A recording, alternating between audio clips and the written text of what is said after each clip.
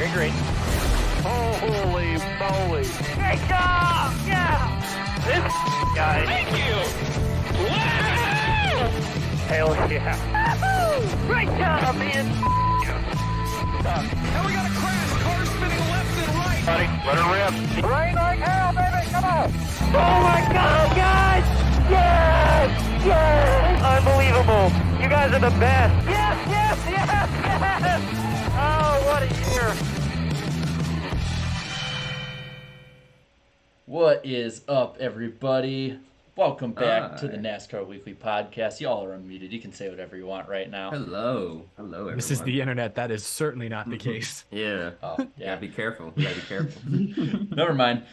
Anyway, let's just get right into it. Let's just crash right into the turn one wall that wasn't there. Let's just skip right past the barrier. Really quick, I want to thank John Vandeventer before the show, giving the $1.99 super chat, and I think we all share in this sentiment.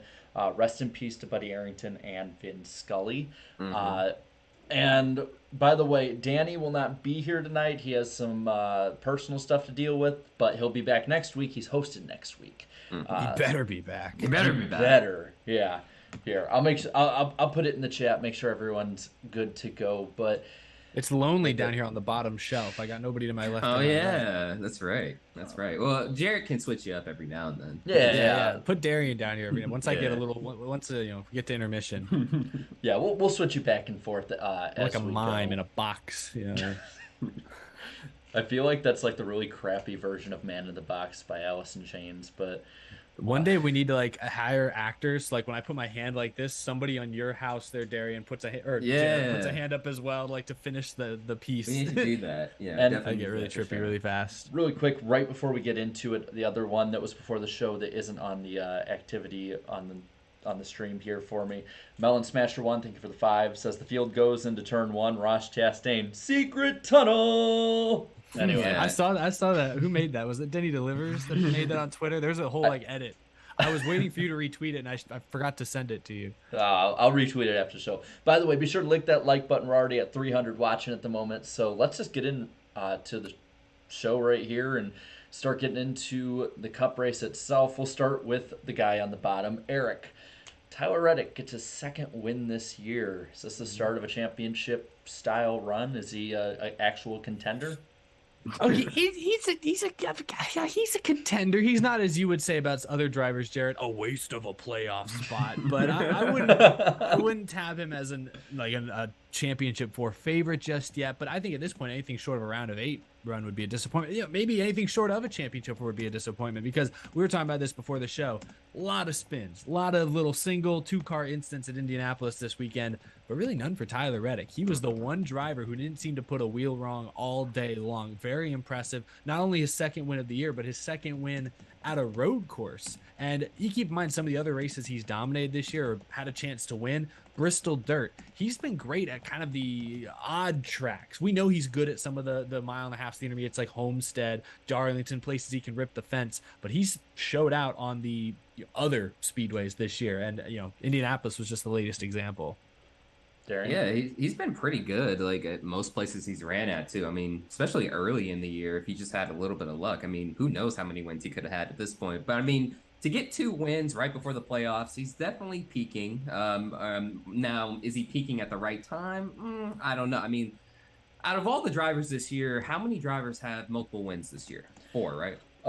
Yeah, I can list them off really quick. Chase Elliott, Ross Chastain, Joey Logano, Tyler Reddick. Yeah, actually 6. William Byron and Denny Hamlin. So yeah, William Byron. That's right. Yeah. So I mean, is he a championship contender right now? Like, I'm not gonna go that far just yet. I mean, like William Byron. He's in the mix. I mean, William Byron has 2 wins though. Do you consider him a championship contender? No, but I consider Reddick ahead of Byron. Yeah. So like, I feel like this year.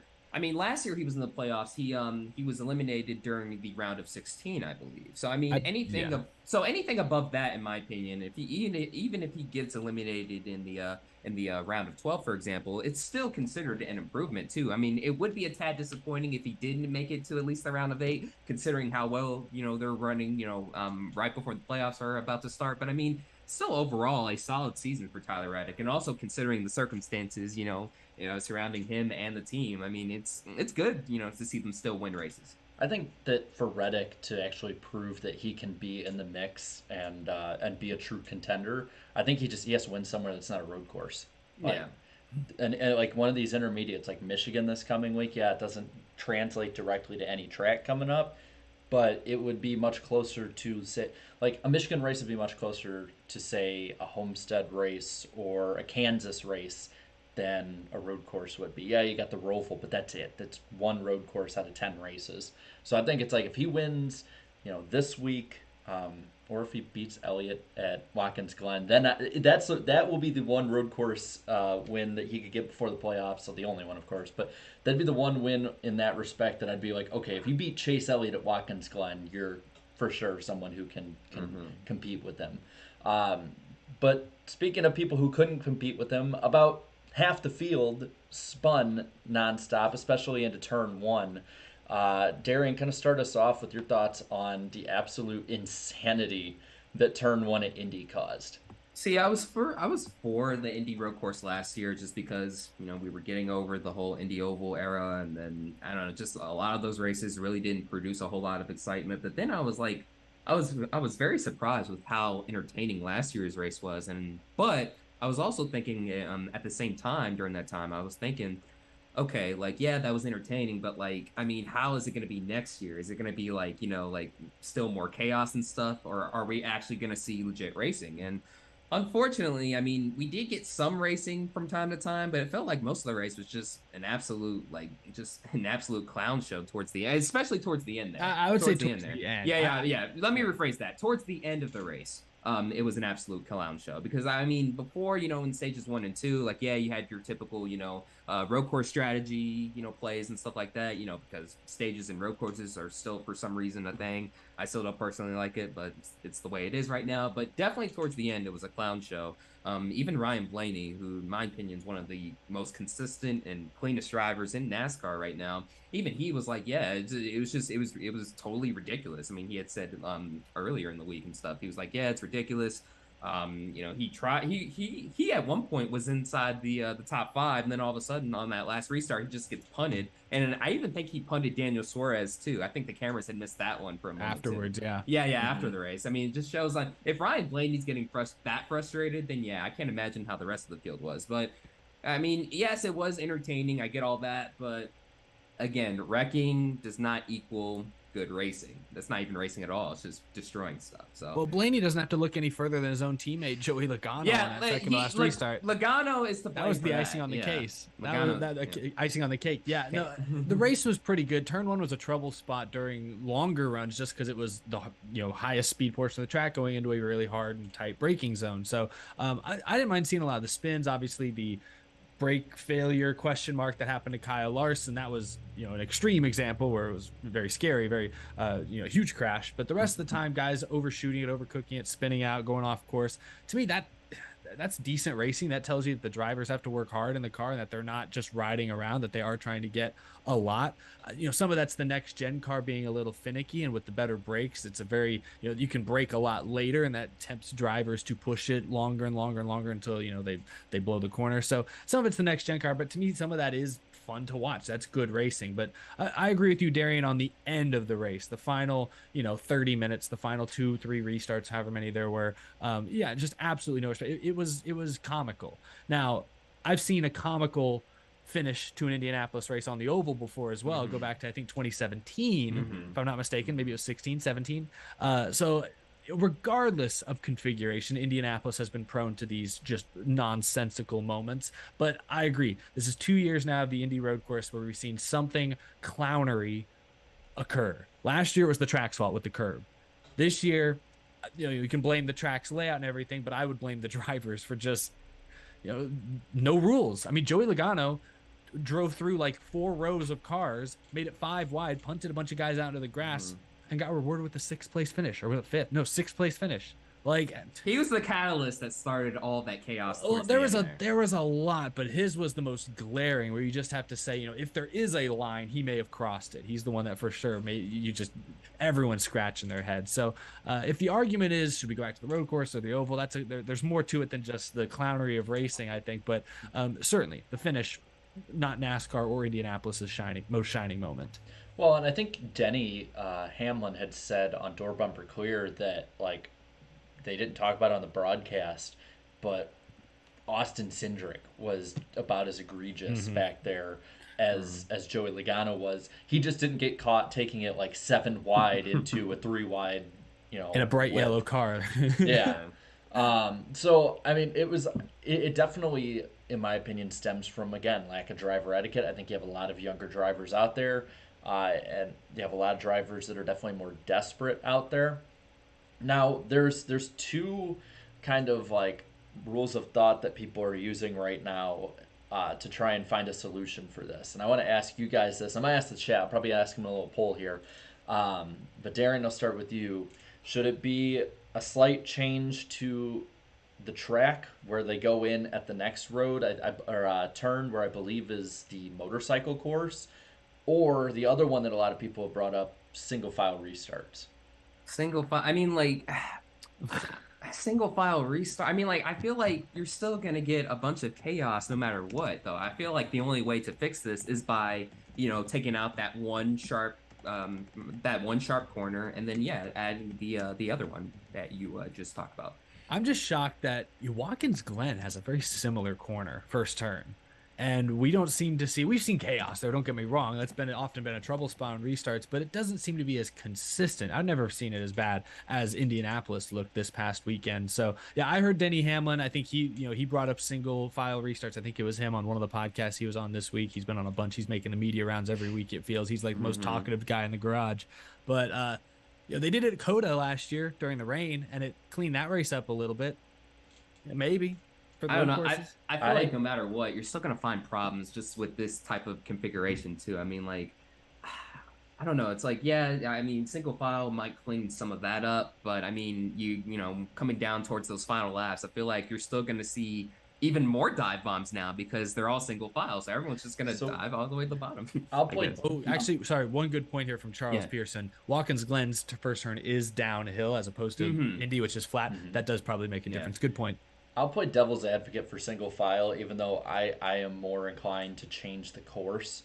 I recorded that restart on the front stretch at Coda last year when they went single file. And so actually, when everyone was bringing it up at first, I was like, maybe it's an idea, but I don't know. People might not go for it. And I went back and looked. Yeah, they got 2 wide and some got 3 wide towards the back when it sort of bottled up. But none of them were getting 4 or 5 or 6 wide. So, I mean, that could be an option, I guess. And granted, that is a sharp turn that goes uphill. So it's probably a lot of differences with that overall. But it is something to think about, though. If they do get out of hand, should it be like X amount of... I don't know how you would constitute it, but just basically like follow me with this, like X amount of stupid restarts. Screw it, y'all are going single file after like 3 or 5, basically. Well, it's like if you can't get it, like we were like they were celebrating, and I remember like on Twitter everyone's celebrating too. Everyone's celebrating. Oh my God, we got through turn 1. Or you can be like some of these local short tracks where like if you mess up a bunch of restarts, they just cancel the race. They're like, all right, we're not racing anymore. That's it. No, okay, I don't think they'll do that. No, but it's no, they won't do that. But yeah, I mean. Maybe what you do is you put a tire barrier that gives you a physical barrier into that turn, so that bottleneck, it's like you have to get in line, maybe. I don't know. They'll find a way to take everything out. They'll clean the whole track up. Joey Logano will find a way to mess it up. Yeah. But what at the end of the day, what I think it was the root cause for, though, was Ross Chastain cutting the course in a way, breaking rules. And why the quotes? Why the air quotes because for our listeners? Because I would say it didn't seem like there was really any clear-cut rule on it, and NASCAR just had to make shit up as they went. I think that's exactly what happened. I can't say. I think they made the right call, or at least close to the right call. I didn't want to see Chastain rewarded for that move. But like you said, Jared, there is not a rule. I don't care what people in my comments say. There was no rule coming into the weekend that explicitly said you cannot take the access road the way Chastain did. Yeah, I mean, my thing is that maybe that's the reason why NASCAR took so long to make a call, because maybe they were looking in the rule book or something like, hey, is this there or whatever? But like, imagine if Ross Chastain did that, then proceeded to take out Tyler Reddick during the final lap. Yeah, that would have been a horrible call, because then basically they would have taken the win from Chastain anyways, because he did, taken basically. Yeah, I mean, I've been living down south for a little while, you can tell. But yeah, they would have taken the win basically. And if he would have taken out Tyler Reddick, that would have caused a whole other storm, because it's like, well, why didn't you give him the penalty sooner? You know, because I feel like, because with last year's race, with Chase Briscoe, did they give him the penalty automatically, or did it take like a lap or two? It took almost a lap, I think, or they might have come up with it sooner, and it took a while to get to the driver's ear. There was a breakdown there. It felt like it took forever though for them to give Chastain the penalty. Well, but then in the chat here, Peter, friend of the show, Peter Strati, says there was actually a rule. It's just NASCAR made the call too late, and they didn't. It sounds like they didn't communicate it. The rule was if you shortcut turn 1, turn 8, turn 12, one of the turns, you have to do a stop and go in turn 12. But they don't define explicitly what does shortcutting mean. To me, that's you go below the apron, or you cut the corner like Mario Kart style. Ross Chastain technically went the long way around. He gained an advantage, but I don't think NASCAR really planned for that. I don't think that's what the shortcutting rule is explicitly referring to. There's a reason Austin Dillon took that route numerous times during the Xfinity race and didn't get penalized for it. But here's where the inconsistency comes in, because you also had like Dillon, who had gotten a penalty too, but then also Bubba Wallace did not get a penalty for cutting the course a tad there. But I mean, they did say he didn't gain any sort of advantage. But I mean, still, I mean, you could even make the case for Chastain not getting an advantage. I see this right here from Irvin Alvarado. What is a shortcut? Is like, what is a catch in football? That's a good comparison. Yeah. It's all what your definition is. The point is, it wasn't explicit, which is why drivers, as Denny Hamlin and Joey Logano this week admitted, like, drivers were talking about, should we just take the access road? They haven't been penalizing anyone. There's nothing explicitly written out that says you can't. But that's where it became awkward. The one thing I didn't like during the post-race stuff, though, is that I feel like at this point NBC has some kind of like vendetta against Ross Chastain, because the way who was it? Was it Dave Burns? The way he was asking those questions towards the end made it. I don't know. I was like, does he have a problem with Chastain? And then Chastain's just response was like, no, Dave. You know what I mean? Like, you can tell what was going on there. But Chastain. He always kind of looks like a deer in the headlights, but he was fed up. He was like a moose in the headlights who's not moving for anything. He's just staring you down. Yeah, he was done with that. But I mean, like, what was going on with that? I mean, does NBC do they have something against Chastain now? I thought it was. To be fair, I thought it was a fair question. He poked a little hard at it for sure. Like, he kept kind of asking. But the initial question, which Ross didn't seem to take too well, I didn't think was entirely foul, because, granted, nobody seemed to entirely know how the rule was written and how it was going to be enforced. So on TV, it did look like Chastain. I tweeted in real time, Chastain just with a big brain maneuver right there to try and get one over on the field. Like, I don't think it was a bad initial question. So Peter said in the chat that Chastain did find a gray area in the rule and exploited it, but NASCAR had the judgment call power with it and gave him the 30-second penalty. And it was he said it was explained in the meeting video. I'm assuming like the drivers' meeting. But it definitely was explained that they can, NASCAR can assign a 30-second penalty at the end of the race.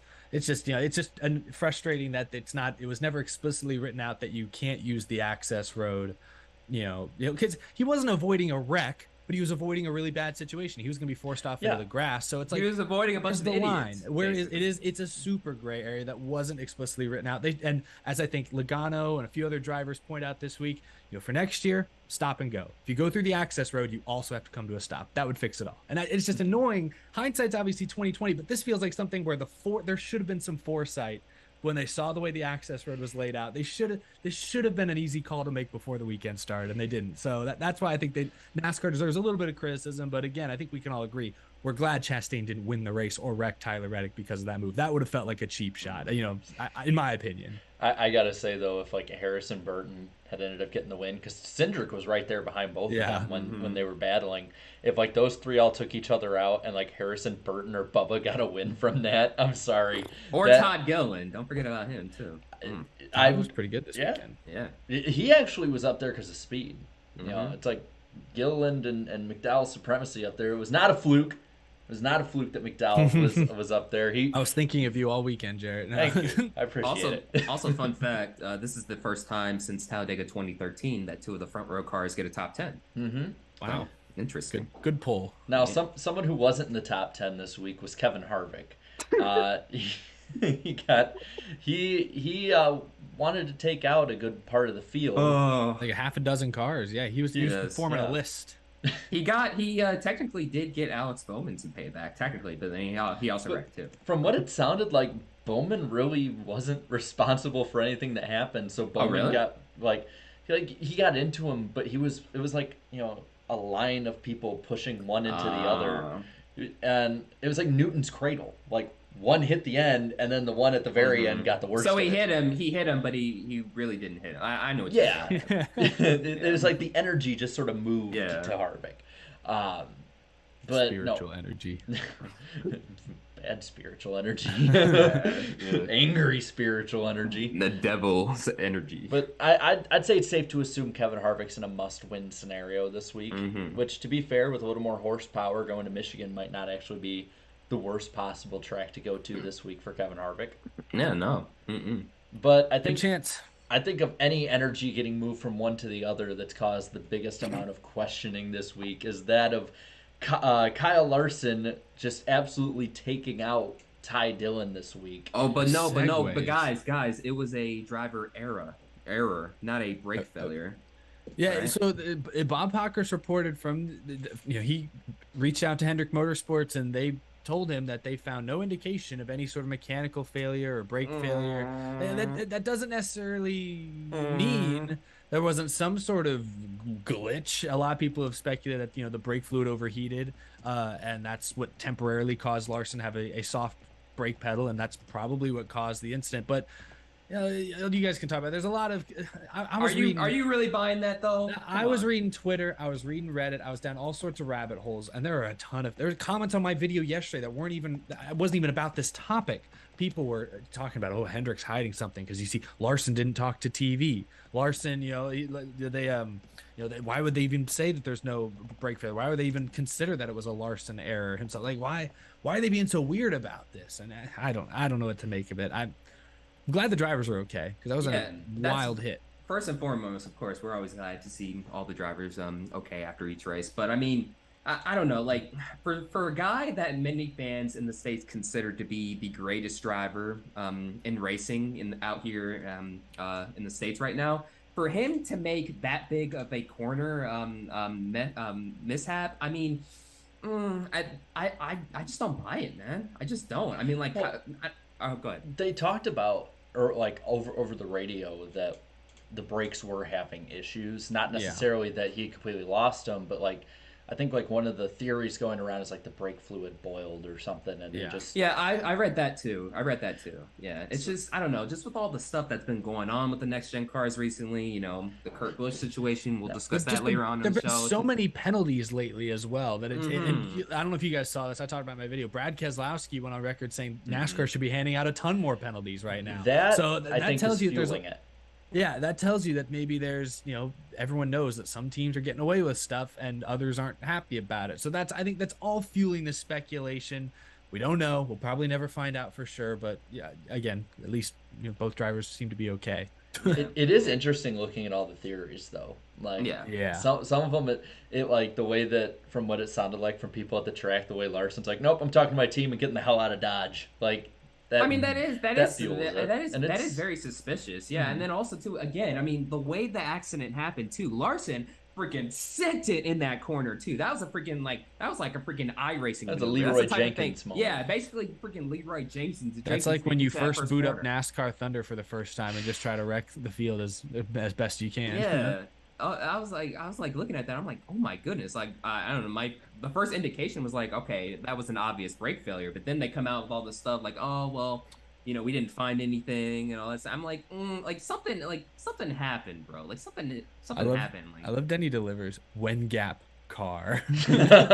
like I also saw some people saying like, oh, Larson just blacked out during the round. I'm like, he did not black out, bro. That was no something way. I saw people No run way. with. I'm like, whoa, where's the evidence for that one? I'm like, because if that is true, then Larson obviously needs to go see a doctor and something get checked out because that's dangerous. But I mean, obviously that's not what happened to you. I don't think so. You win 10 races, everyone thinks you're an infallible god after that. He was flying, but kind of like Force Skyline says, flying like a tent.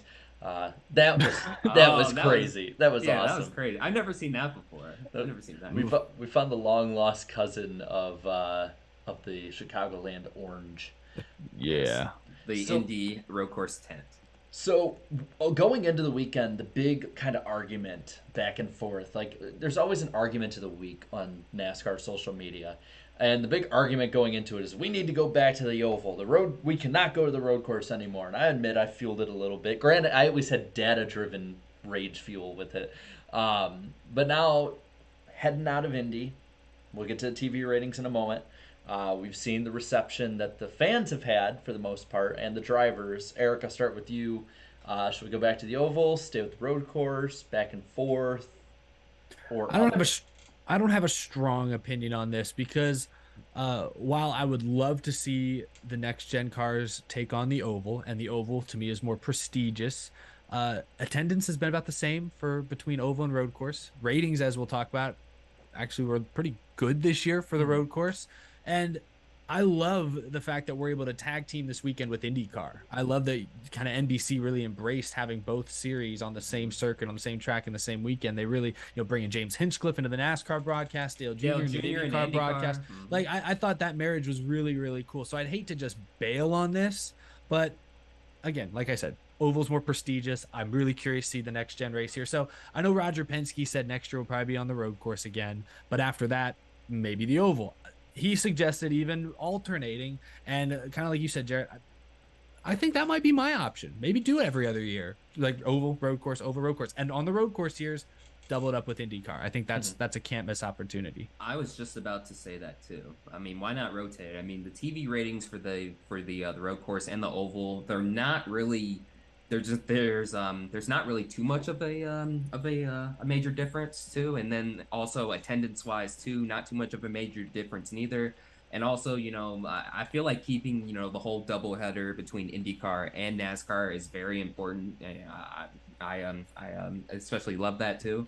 But I don't know. I feel like rotating is probably the best course option. Or I mean, like, this is a total dream scenario. Just move to IRP, but that'll never happen. But no. Well, but no. Trucks were cool there. That was cool. In all seriousness, though, just rotate it each and every year.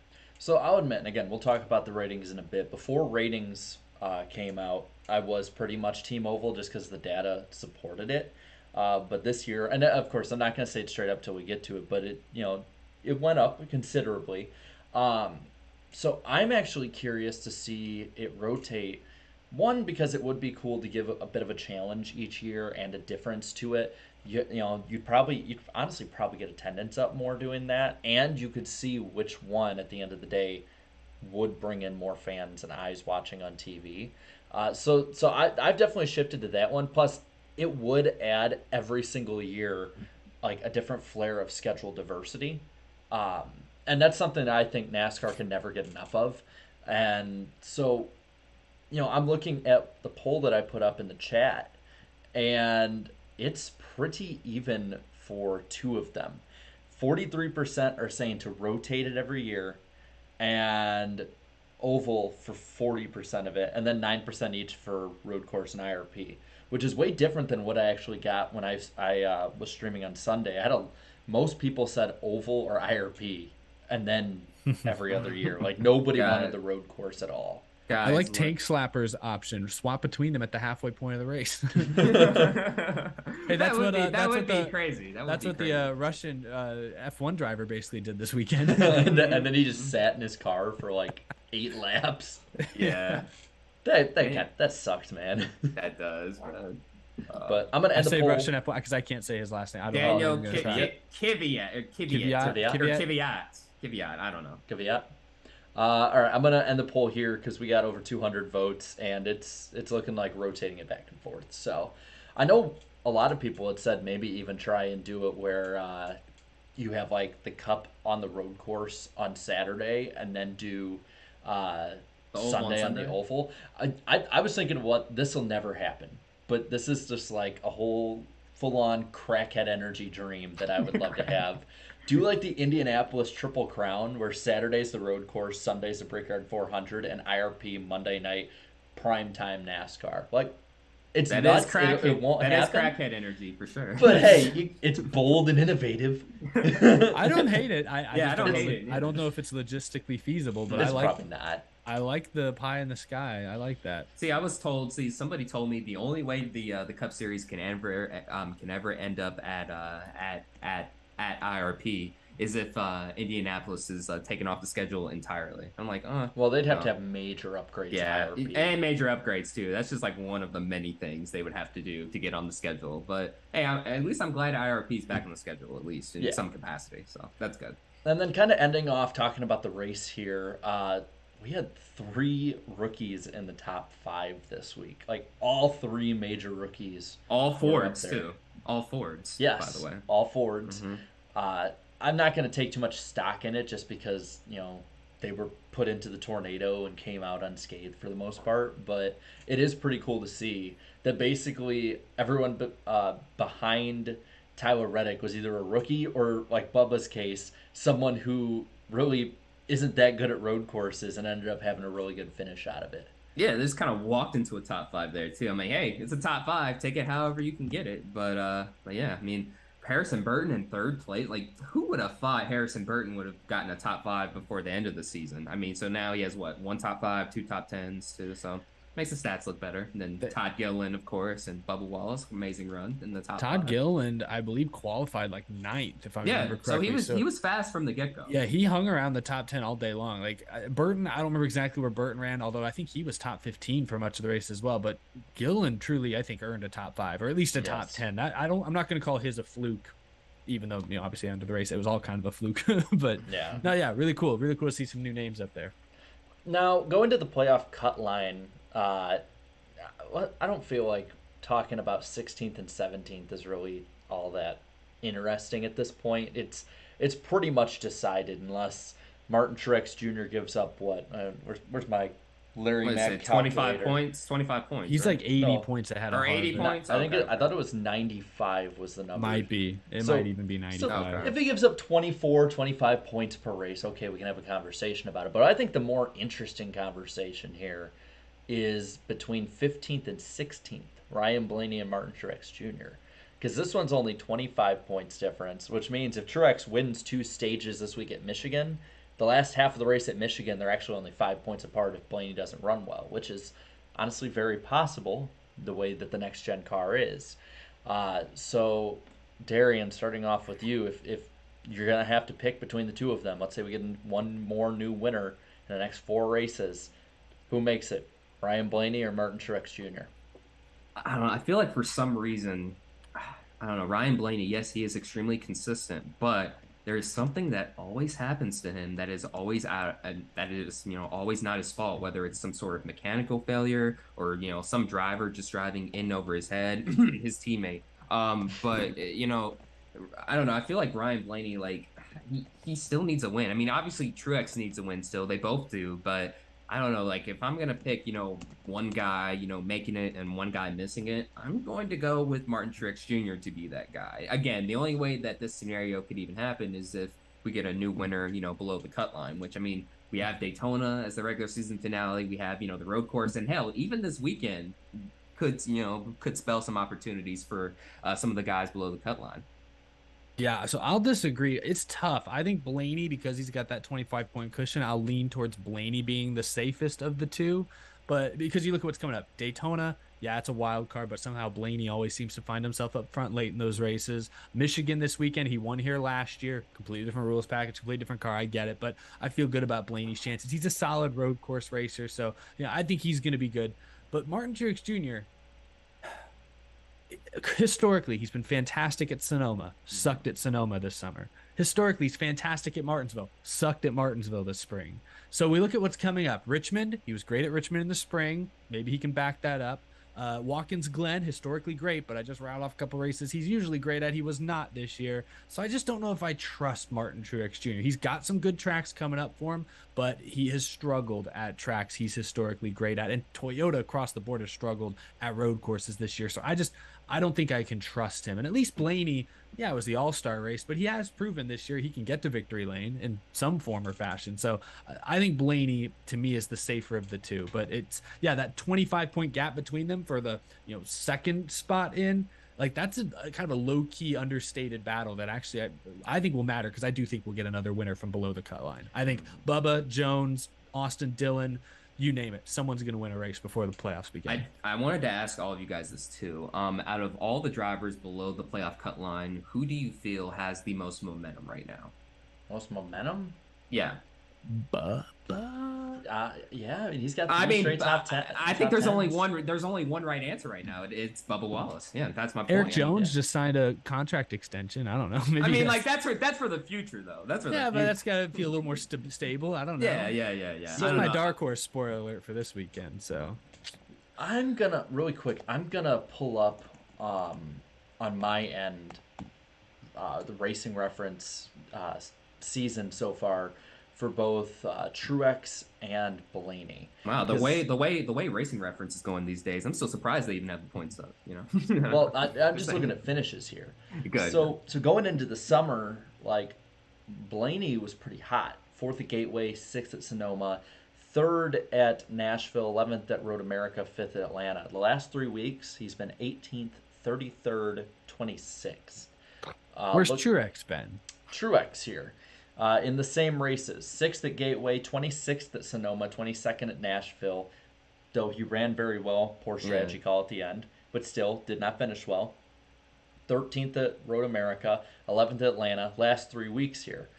4th at Loudon, led the most laps, 7th at Pocono, and of course 21st in the Indianapolis. Can't trust him at the road courses. That used to be his bread and butter. It was we only have one more road course though. That's the thing. I know, but it's that or Richmond for Truex, in my opinion. He's got to win one of those. Well, looking back at Richmond, Blaney usually sucks at Richmond. He led 128 laps en route to a 7th place finish. Truex led 80 laps to a 4th. They were the two best cars that day.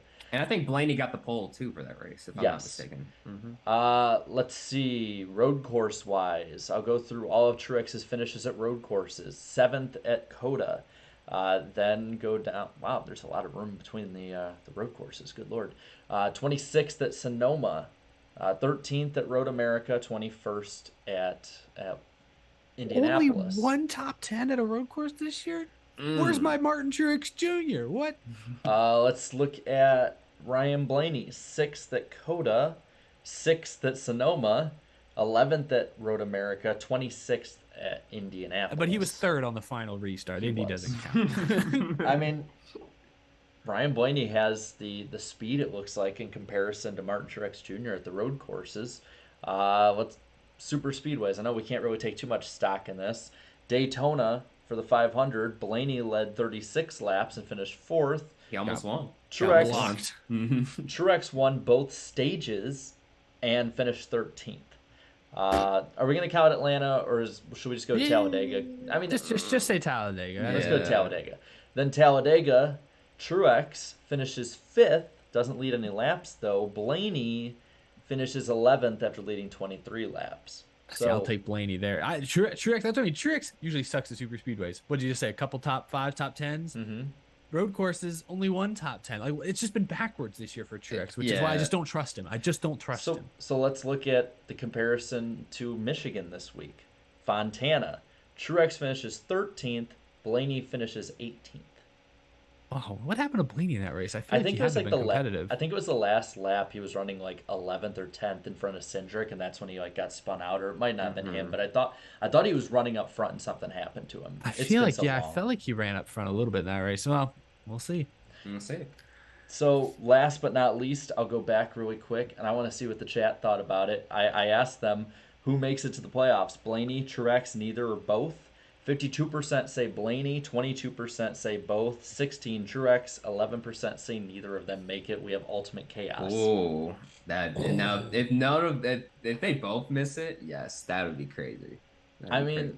it's gonna I'm be here for it. pretty. It's gonna be pretty even. I'm gonna end the poll there. We got 200 votes on that one. Thank you guys, by the way. It's gonna be pretty even, I think, going towards the playoffs. But you got to give the edge to the one who has the edge right now. Yes, I know that 2 stages could be made up, but at the same time, it's hard to win stages. Like, Ryan Blaney is about a half race's worth of points ahead of Martin Truex Jr. Now, it's very, let me get my calculator. I don't need to. He could give up 6 to 7 points a race. That's actually pretty feasible. But I'm going to give the edge to Blaney right now. But if Blaney has a bad week at Michigan or has something bad happen like he has at most of the intermediates this year, then, I mean, Truex could have the edge going into one of his best tracks that he did run well at.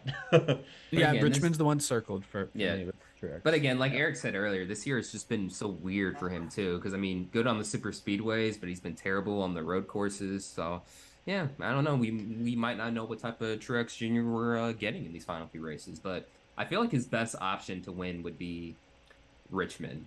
Yeah. I think. What What race are we forget? How many? There's 4 races, Yeah, right? Until the playoffs? Michigan, Richmond, Watkins Glen, Daytona. Yeah.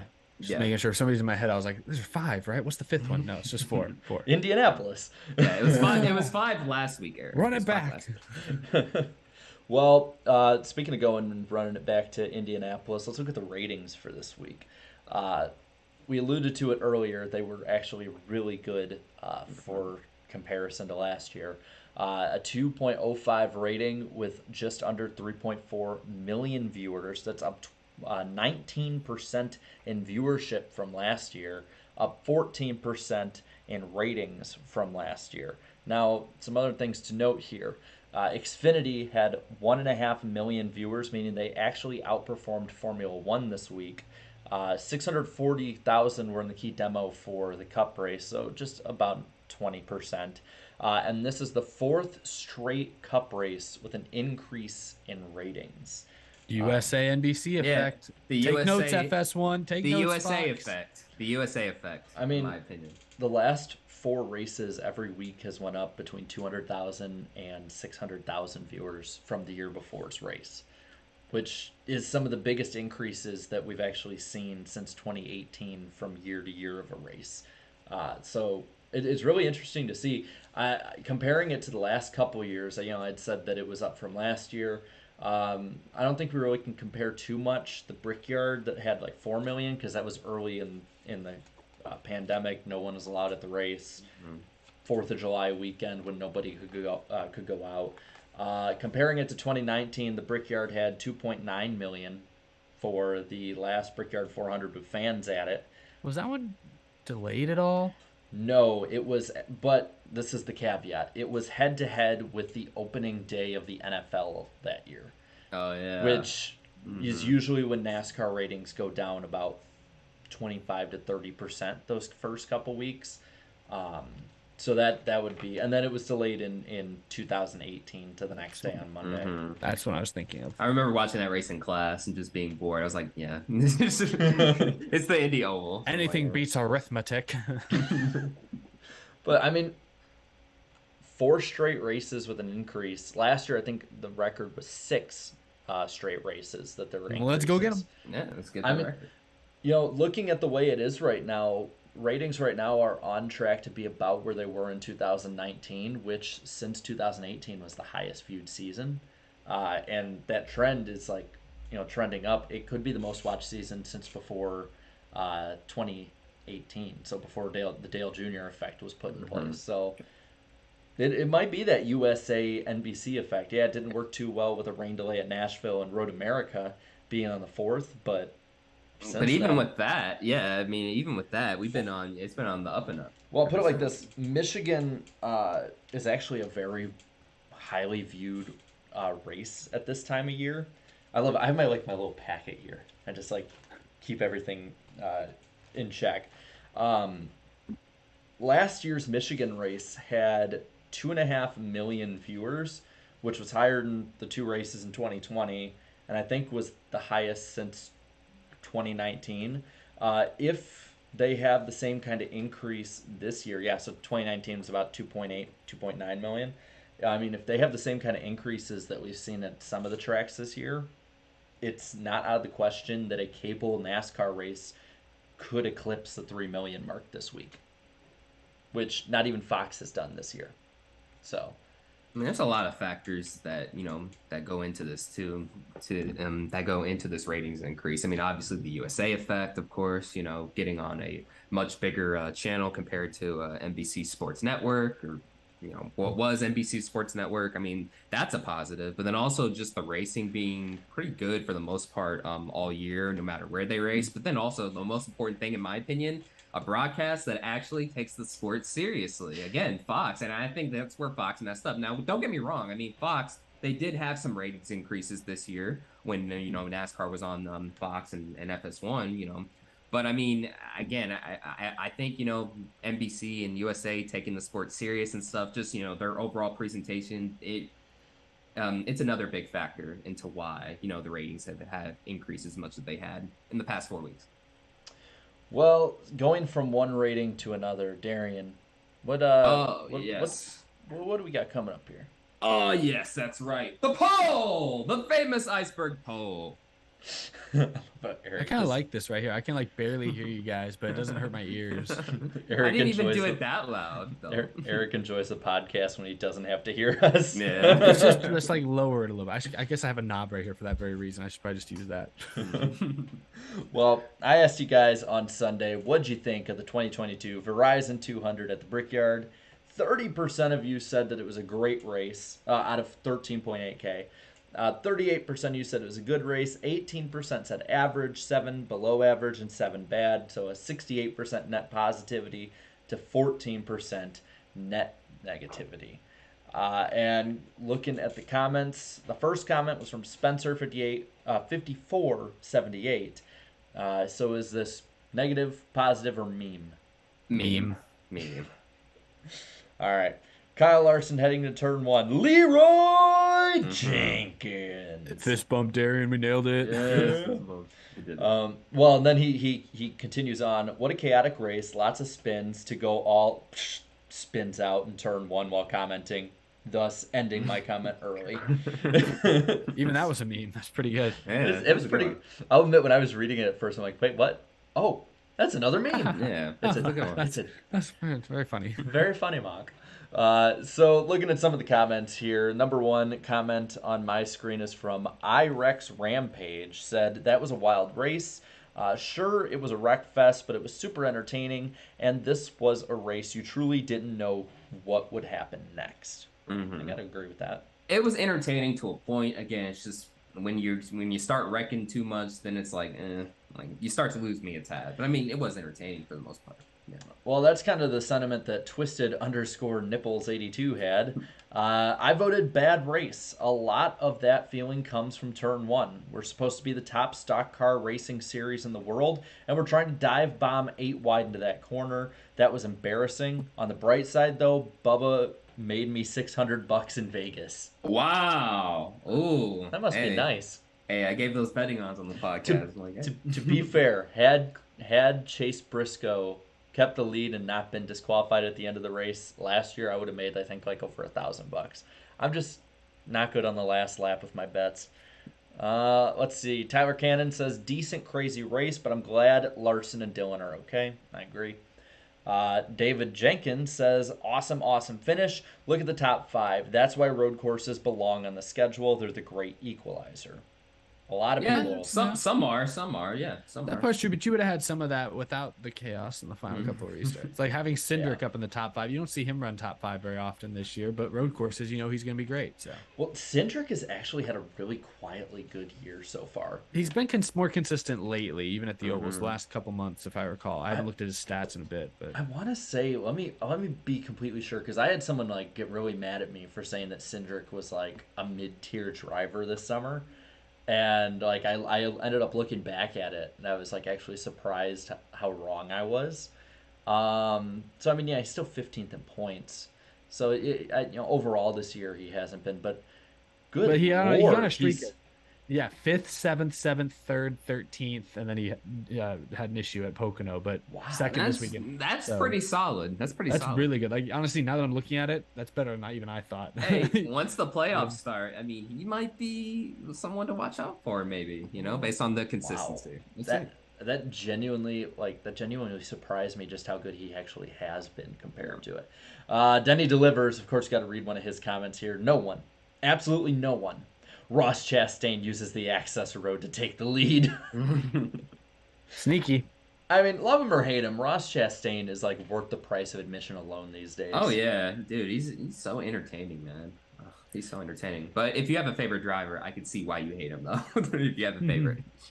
Oh my God, Barry Boy Bless. I'm gonna write this down so that I remember to do this later. He says, I put Freebird over the restart and the end of the race, and it was funny as hell, and it fit perfectly with the carnage at the end. That's funny. I'm going to write that down right now so that I can put that. I might just post that as a meme if someone else doesn't do that on Twitter tonight.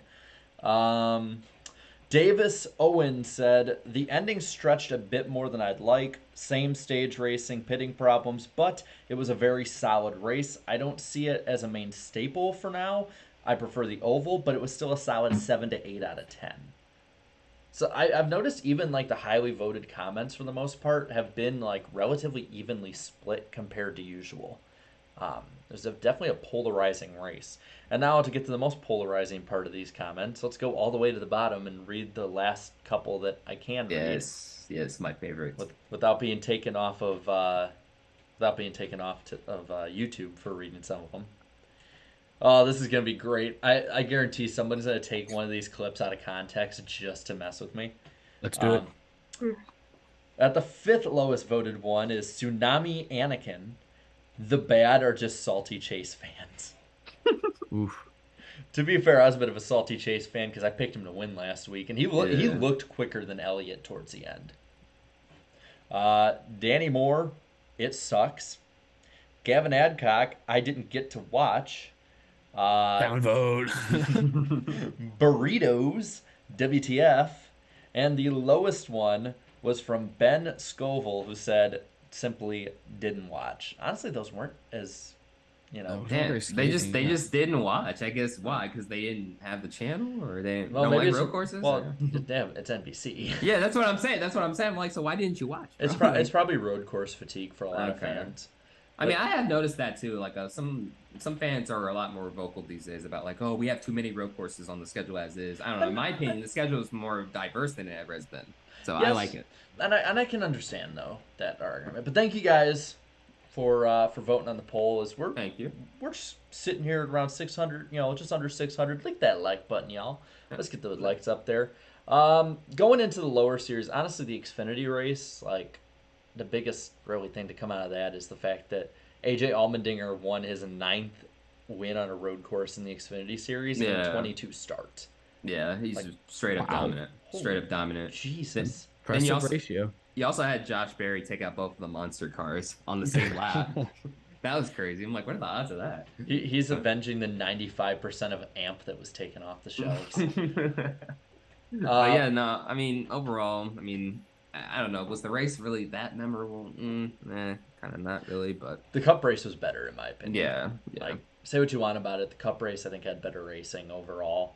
But then looking at the truck race, this is the one that Friday night seemed to be the controversial race of the weekend. I'll just say right now, the racing was really good with different lanes and not having everyone glued to the bottom.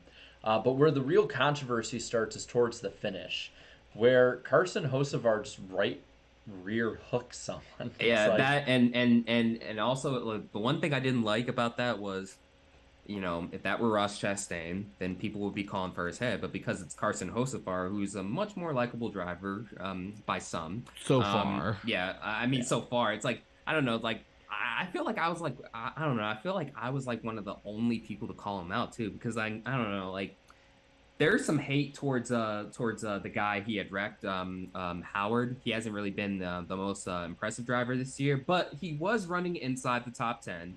And yeah, I don't know. For Hocevaart to do that, in my opinion, is absolutely Busch League, and it shouldn't be tolerated in any series. Yeah, I know.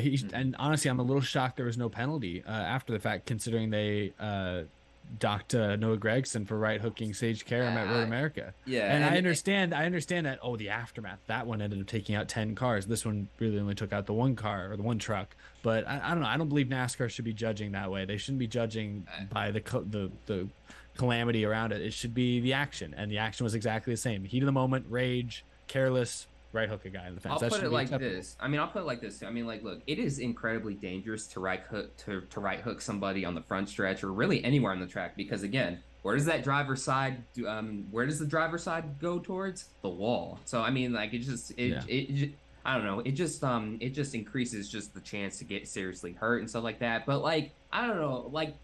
The thing I was the most confused with was what warranted that move from Hocevar. I mean, what did Howard like bump him a little bit? I mean, he'd been getting he got bumped mad? From what I could see. So you're gonna right hook somebody for just racing you on a short track? I don't. Kind of like the Gregson thing. Like he was justified being a little frustrated, but not. But you don't right hook somebody. Exactly. That's an overkill. I mean, I can understand if he bumped and run him out of the way, but don't right hook him. Exactly. Yeah. For me, it's like right hooking somebody, like, you know.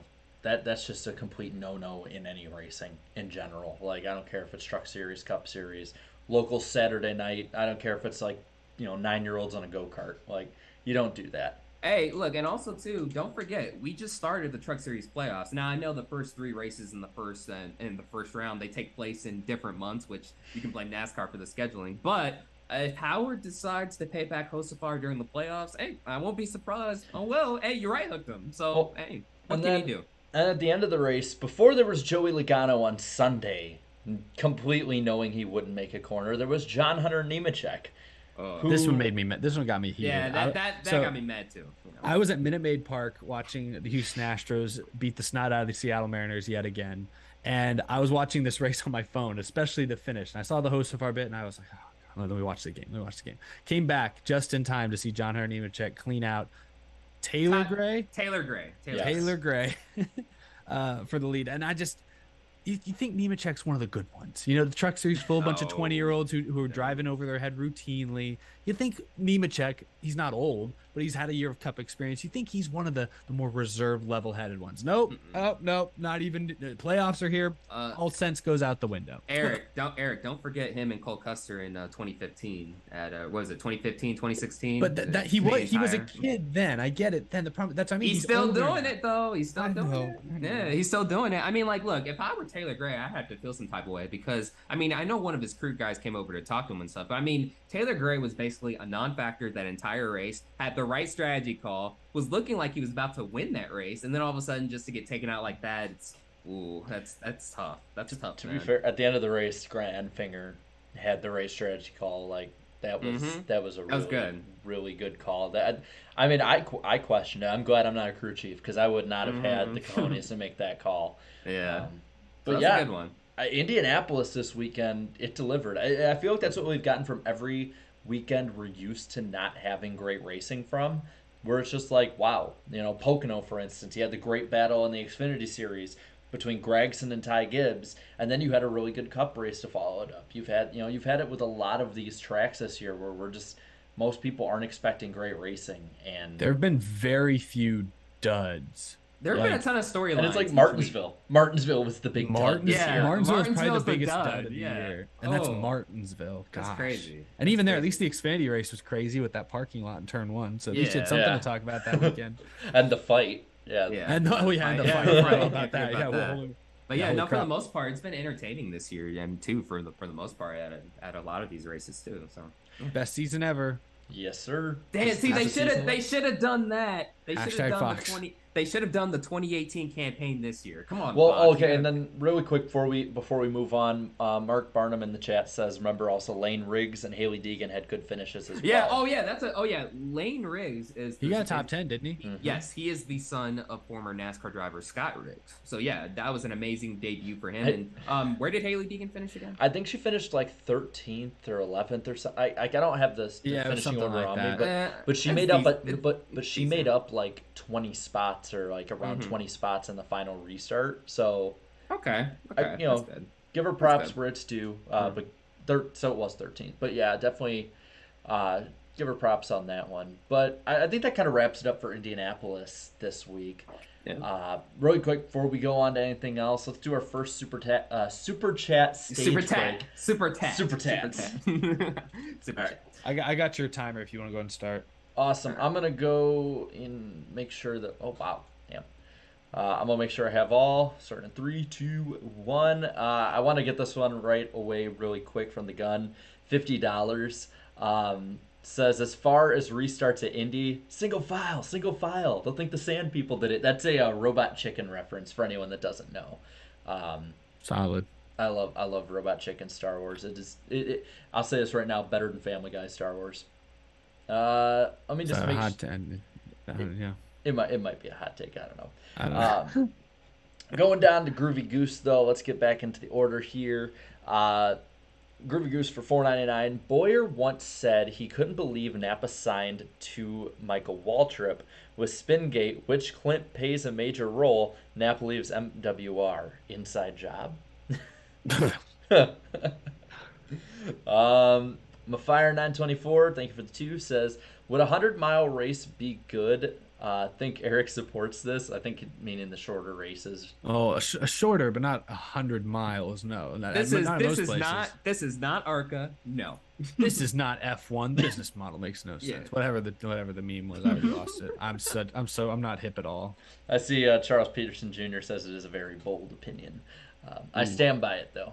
Isaac, thank you for the $4.99. I'm 22 years old, barely making the grades in college, while Ty Gibbs is 19 years old, racing in Cup, and people wonder why my life feels pathetic. I'm sorry, Isaac. Hey, bro. Dude, Ty Gibbs was born into a lot of money. Okay, hey, you're living your best life. It's all good. I hate college too, by the way, so I don't blame. Ty Gibbs is 1 in a million, and think of it this way: you probably don't have near the amount of haters that Ty Gibbs has. Yeah, there you go. So there's a positive in everything. So yeah, we hope. Nova Stone 12, thank you for the 5. Says Chase is the first driver to have a 2-race lead by race 21 since 1987. Yet he is still not a championship favorite because he cannot finish races still. I don't know. He's a championship 4 favorite. wins. Yeah, he's the championship. But guess what? That big points lead is not going to matter in 4 weeks. Mickey Mouse points lead. Is that? No. I mean, it's just NASCAR fans. Some of you guys wanted playoffs, but then when your favorite driver gets affected by it, then it's a problem. So to be fair, I don't. Chase Elliott / Jeff Gordon fans probably never were fans of the playoffs. No. Chance Parker, thank you for the $1 super chat. Mafire924, thank you for the 2. Says hate how people say ovals suck. Yet no next gen race. I think he means about the Brickyard 400. Yeah, we don't know. It might be great with these cars. I mean, that's a good point. Yeah.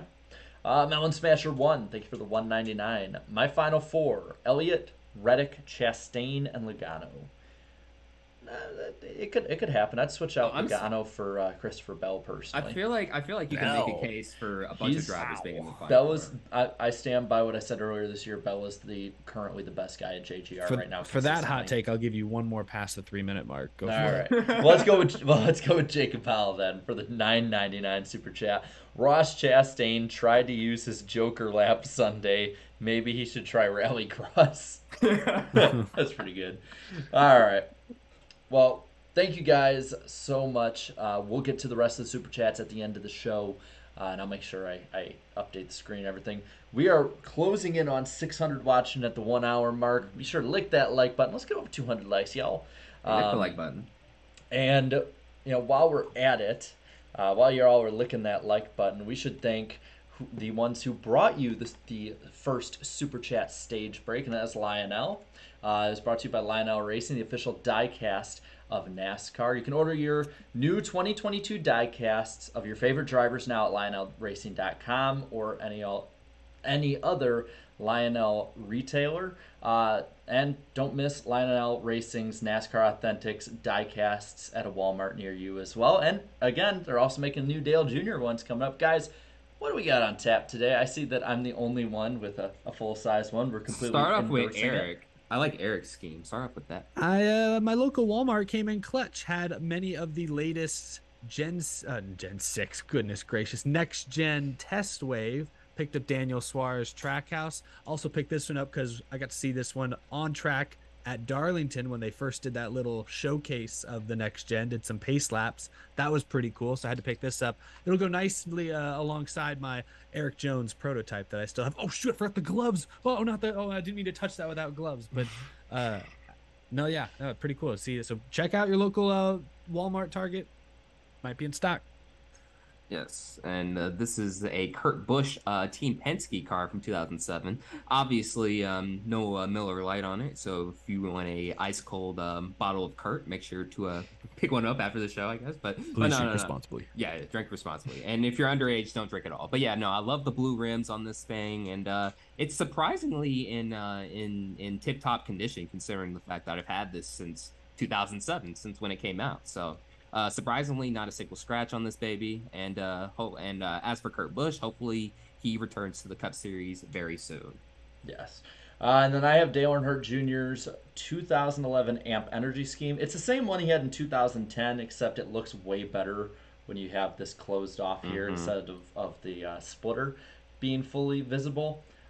This one, again, I think I showed this one last week, the Kevin Harvick Budweiser one from 2011. I'm a sucker for simple schemes. I'm going to say this now, and this might be kind of shocking for some people because you know how much I love that 8 car. I put this scheme right up there with the 8 car just because it's simple, it's old school, and it just looks damn good. Like I know it's iconic. It looks so good, and it's a shame that this scheme never got a win. So, but yeah, thank you to Lionel for sponsoring the first Super Chat stage break. And I want to give a shout out real quick to Cameron, and I know we'll get to the rest of the Super Chats at the end of the show, but he just shout out the 17 Chris Buescher finishing 10th after being on fire. I forgot. That's right. That's right. There's that so was much crazy. happened this week. That was crazy. Yeah, that was crazy. Thanks for the Super Chat, Cameron. Really quick, hold on a second. Do you hear that? Darian, do you hear that?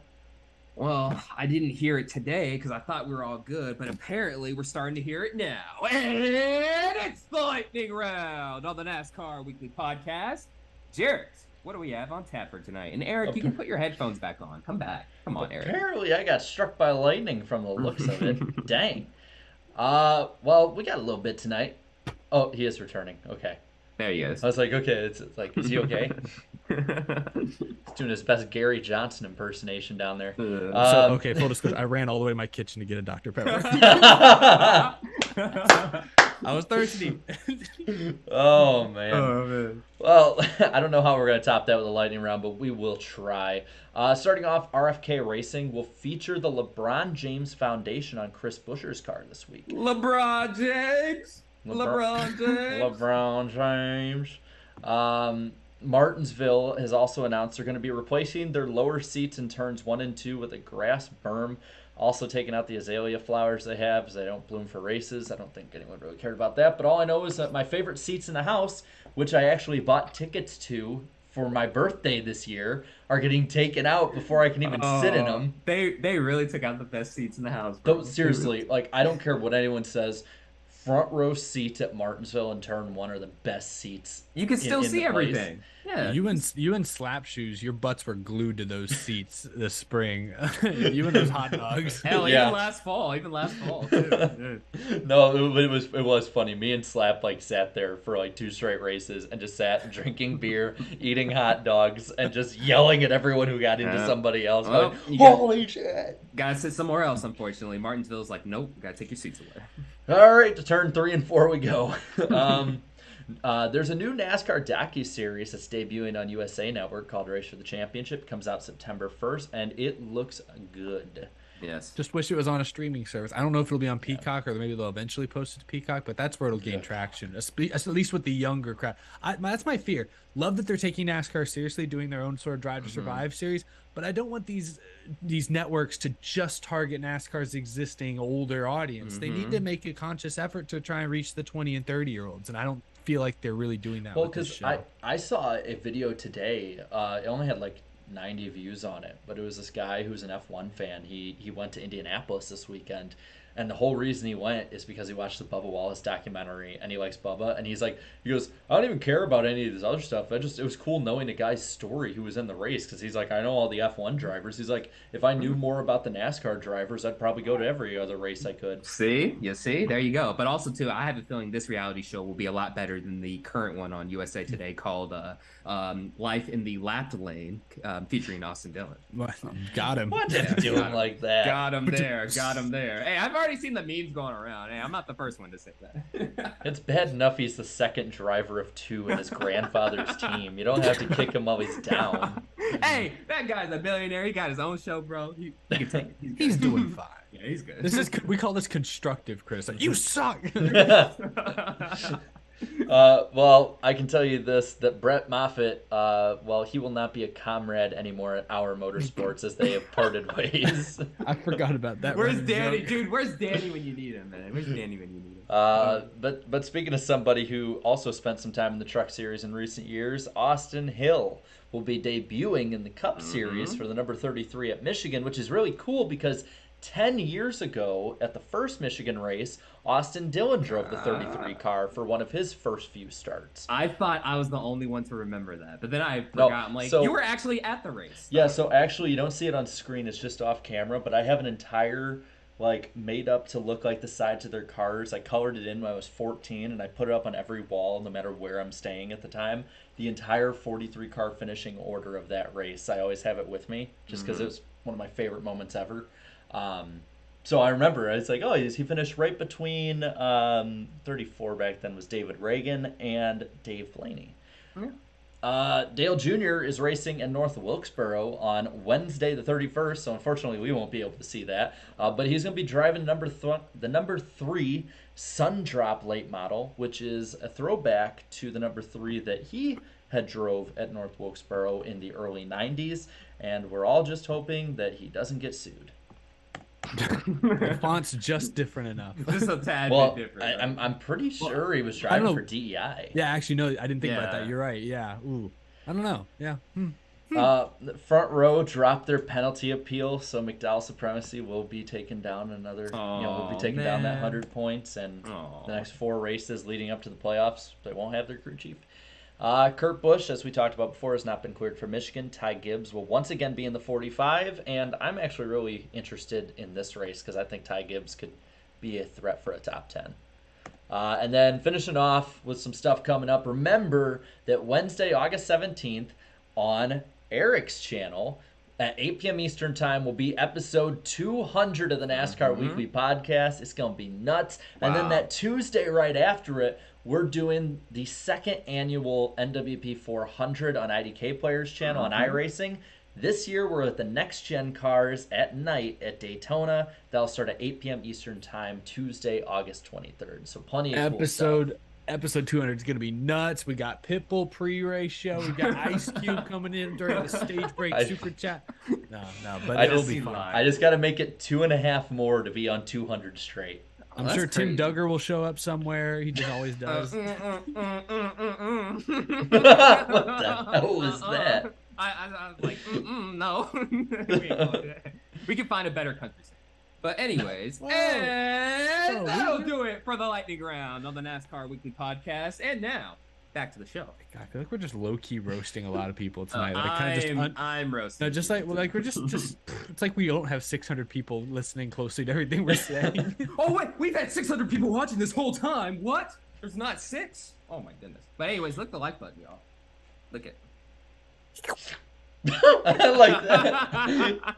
So that's a good lead into our final sponsor shout out of the night, Forney Industries. Regulars are familiar with Forney, and Jarrett. Shout out to Jarrett having the logo there just above his head. So that's what you got to look out for. Forney offers a full line of welding and plasma cutting machines, metalworking accessories, and more for do-it-yourselfers all the way up to professional metal workers. Forney has everything you need for your next project. So keep an eye out. Jarrett's pointing at it. Keep an eye out for the green Forney logo. You can also shop all of their top-of-the-line products online at forneyend.com. Link is down in the description below. But again, check them out. Look for them at an authorized Forney dealer near you. appreciate all of our sponsors bringing the NASCAR Weekly podcast to life. Is this true? Douglas says in the chat, Forney is also a town in Texas. I wonder if that's where they're from. I didn't know that. I live in Texas, big, but cool. That's fun. Awesome. What's next, Jarrett? Well, let's go from the lightning round and the road course to the streets of Pittsburgh, possibly. Ooh. Because this past week, Adam Stern reported that Pittsburgh tourism officials have said they like the plan that Chicago and NASCAR put together and would like to do a similar event with NASCAR on the streets of Pittsburgh. So, Darian, I'll start off with you. Pittsburgh, do you think that is... do you think that's the right city to do it with? You know, we talked back and forth about Chicago, but Pittsburgh definitely has a different kind of atmosphere to it and a different aura to it than Chicago, I would say.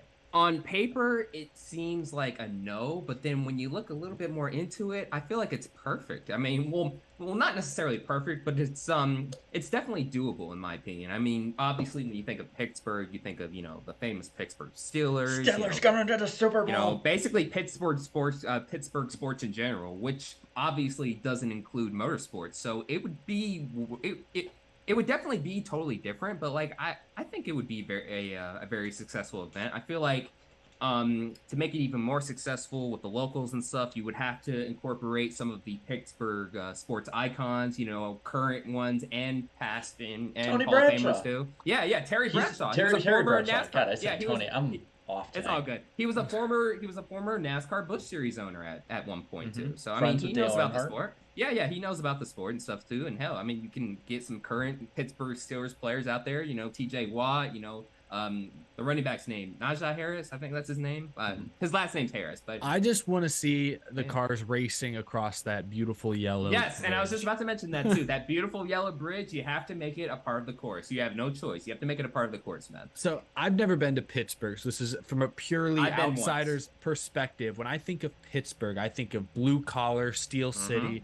I feel like that will resonate with NASCAR's core audience. But regionally, it's kind of the opposite. Regionally, it's not in the southeast. It's in kind of the northeast, borderline Midwest. So I think regionally, it's in a good spot because it doesn't really conflict with any of the other big budget, big ticket street races like Las Vegas, Miami, Austin, Chicago, Nashville. It's off in its own region of the country. So I think it on paper actually checks a lot of boxes. It sounds kind of like a better fit than Chicago in many ways, other than it's just not as big of a city as Chicago. I was just about to mention. Iconic. I was just about to mention this too. As far as the sports markets are concerned, Chicago has a bigger, I guess it's just a bigger considered- city. It's a bigger Yeah, market. it's considered. Yeah. Yeah, basically. But I like the idea on paper. But let's pump the brakes and see how the Chicago race plays out before Let's see if it even happens though. before we start touring to other streets. Let's just consider that. So looking at some stuff kind of just to add to it really quick, Pittsburgh is actually on the side of Pennsylvania, the other side of it from Pocono. So it's not, and that is a big ass 4.5 hour, Big ass. like Pennsylvania's a 300 sneaky mile big state. difference. It is. Yeah. It is. The other thing is that it's actually really close, a lot closer than I actually thought. It's really close to Cleveland, and is right It's a next big to city. Ohio, which Ohio is another sneaky area for a lot of racing fans. It's been forsaken by NASCAR the last few years. Yes. It might actually be something that can draw in a core audience while still having that big street race vibe to it. So it could definitely work. I want to see what plans they think and not just copying Chicago, because like what layout? Like if you've been in Pittsburgh before, you know that the roads it's like driving on roads in Illinois. They fall apart pretty easily. We need to ask Urinating Tree what some good spots he think would be for the street course. He's from there, so I mean it would Is make he? sense. Yeah. No. Because Steelers gone to the Super Bowl. in case you didn't notice, yeah, he is from there. But no matter what, you have to include that famous iconic Pittsburgh bridge with this. You have to. You have no choice. Any Pittsburgh natives in the chat? What is that bridge called? Does it have a name other than the Yellow Bridge? the Yellow Brick Road. No, I'm kidding. It's not the Yellow. It has Yeah, to have a cool name. I don't know. Right here, too, Twin Spinner says, yeah, I'm from Cleveland. It's only like a 90-minute drive to Pittsburgh and also a few hours away from Detroit as well. Perfect. Trevor Bailey says, I live in Pittsburgh. Shenley Park is a perfect place to host a NASCAR race. It hosted the Vintage Grand Prix every year. Oh yeah, so there is a bit of some racing history there already. Hot Piss says Fort Pitt Tunnel Bridge. I think the correct answer. This sounds right because I've watched a lot of Pirates games back in the day. The Roberto Clemente Bridge. Or is it the Three Sisters Bridge? Or is it the same? It was the same because that's what Peter's saying too. Oh yeah, I've seen a few people saying that. So maybe it's got a few different names. What do the locals call it? I don't know. Yeah, bridge. The big yellow bridge. Yeah. Well, but Darren, you alluded to it a little bit. I won't go like as far in on that opinion as you yet, though it is something to look at. There were some updates with the Chicago plan this week, and it's getting spicy. It's interesting. Mm-hmm. So NASCAR will pay Chicago $500,000 in permit fees, plus Chicago will get 15% net commissions and $2 per ticket sold. NASCAR will occupy Grant Park, which is like the Chicago, I won't say version, but equivalent to like, Central Park in New York, and the surrounding areas of it for 2 weeks from June 22nd to July 5th. So we better not get a thunderstorm for that street race, or it's going to be like right up to the limit of having to make it up if that ends up happening through the week. Lollapalooza, though, as the alderman in that area brought up, pays Chicago $7.8 million for the same area. Now that draws in a lot younger and a lot bigger crowd, I will say that. The aldermen for the area, though, are now even more against the race and are working to kind of put it up to a vote where they could strike it down. That's not necessarily where they're at yet, but they need more. This is similar to what happened the last time Chicago tried to have a street race.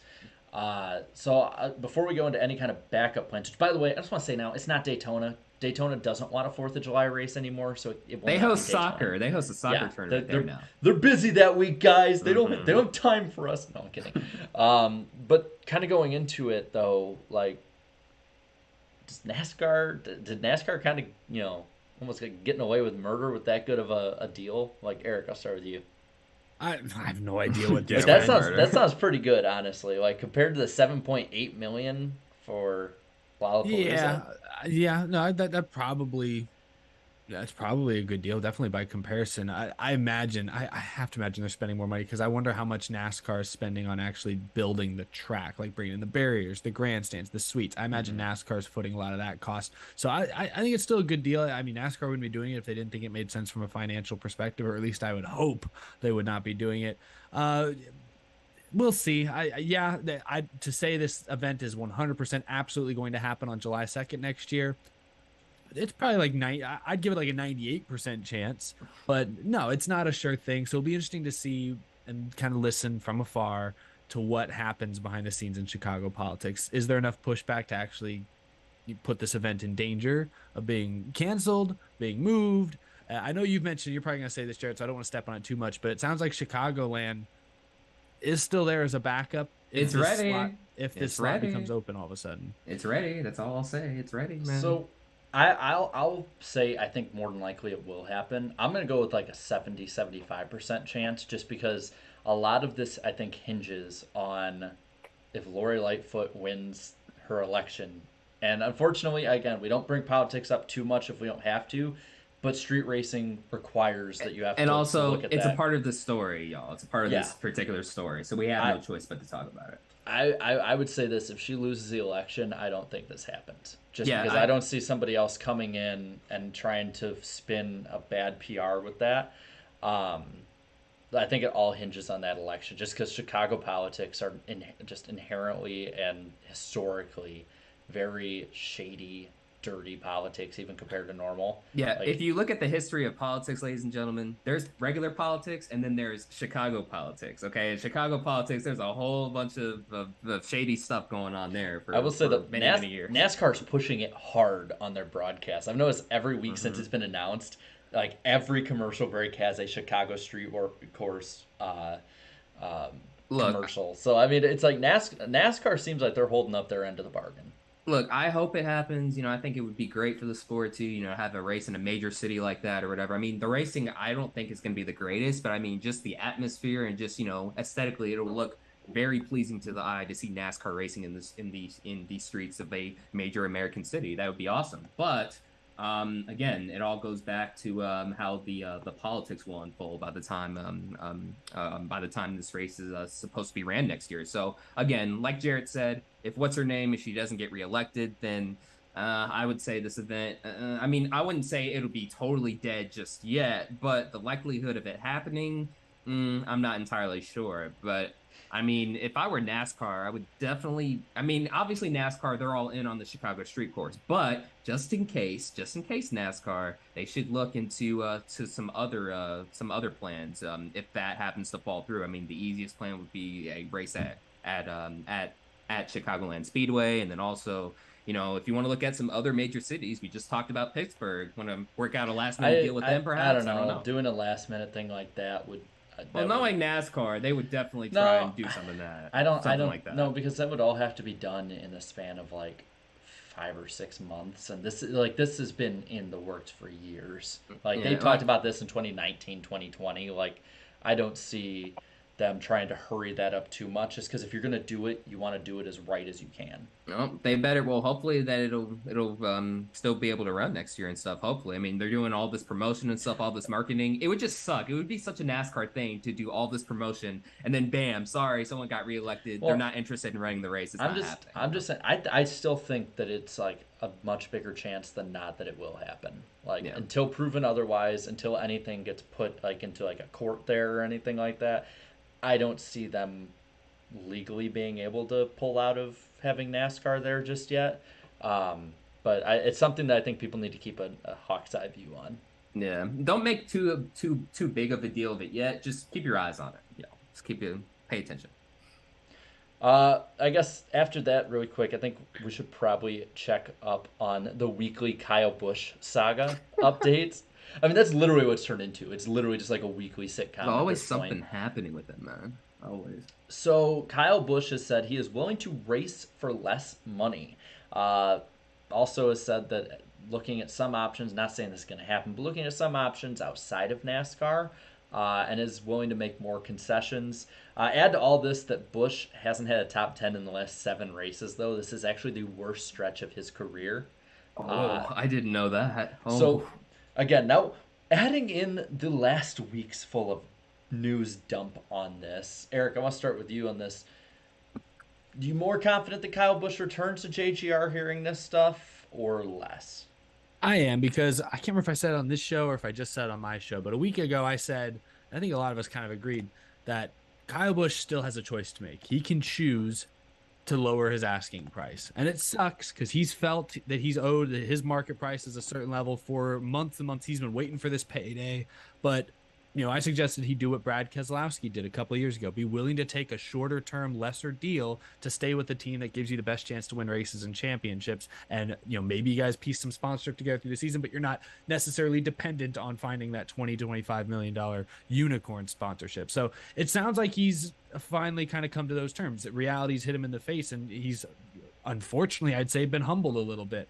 He's not going to get his full asking price for next season. I think right now, because of the way they were talking this weekend, I would not be surprised if Joe Gibbs and Kyle Busch have actually been at the table and have actually started to work out drafts and ideas of an actual way they can get a 1-year deal done. A deal where Busch maybe makes less money than he wants, and maybe Joe Gibbs ends up losing money a little bit in the short term, something he was hoping to avoid, but it keeps the two together for 1 more year and allows them to punt a lot of these sponsorship discussions down the line a few more months. Gives them more time to maybe find another oracle that this time actually works out and puts, ink to paper. Hey, does anyone want to make sure that Kyle Busch doesn't have something under the table with McLaren? I don't know. It sounds like McLaren. They're taking everybody's drivers nowadays. But I don't know. In all seriousness, I don't know. I feel like the likelihood of Kyle Busch staying at Joe Gibbs Racing, it's becoming more and more likely, just because we're so far into into that point in the 2022 season when you need to have something done in order to get ready for next year, to start preparing for next year. And I feel like with this much time and stuff that's being put into negotiations and all that stuff, like I feel like I do agree with Eric that they probably have been at the table maybe once or twice or a few other times. And I feel like Kyle Busch, his best option is just, again, go for that short-term deal. Obviously it'd be, short-term, gain money-wise for him, and obviously short-term loss for Joe Gibbs Racing. And then if you want to look at, possibly getting a long-term deal done after next season, then, go for it. Or maybe for the rest of Kyle Busch's career, maybe they do deals like this, perhaps. Maybe these little 1 to 2 year deals every now and then, maybe, if that works out for all parties. But again, I mean, Kyle Busch's leverage, I mean, when you talk about leverage, I feel like Joe Gibbs has all the leverage here because, again, you have a talented Ty Gibbs in the pipeline as well as an affiliate team too. If you needed to look for a really quick replacement, I feel like a lot of people would love to drive that 18 car no matter what the asking price is. So all the leverage is with Joe Gibbs Racing too. Now, if Kyle Busch doesn't want to compromise and wants to go to a less competitive team, but wants to get more money, then he can do that. But I think right now, I mean, Kyle Busch is just looking at all of his options. I feel like the most important thing for him is not the money, but like, hey, am I still going to be competitive here? And obviously, these negotiations, it's starting to take effect on his on-track performance. Like you said, no top tens in the last 7 races. Ooh, well, so I will. I'll stir the pot a little here. So I do think that it is definitely much more likely now that he ends up with JGR for next year, maybe a short deal. But Hendrick Motorsports keeps getting thrown around. Hold on. I'm not saying it's going to happen this year. What I'm saying is, if you look right now at the way that the 48 team is performing, it would be huge. Yeah, that'd be the spot. It's not exactly inspiring anyone. Now, I want to pull this up again just so that I can kind of read off how Alex Bowman has done in this 48 car this summer. It has been a dismal summer stretch for the 48 team. And he was doing pretty decent before the summertime started. Yeah, we commended him for being consistent this year until, like May.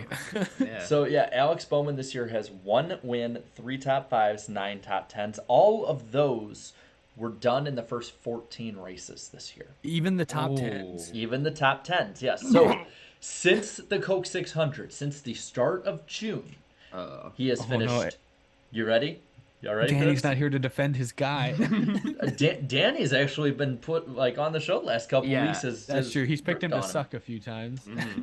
So, since the 14th race of the season at Charlotte, Alex Bowman has finished 13th at Gateway, 16th at Sonoma, 36th at Nashville, 12th at Road America, 32nd at Atlanta, 35th at Loudon, 11th at Pocono, 32nd this past week. In those 8 races, he has DNF'd 4 of them. I was going to say half of those races outside the top 30. Oh, Bowman, what happened? We were giving you so much praise for being consistent, I will add this.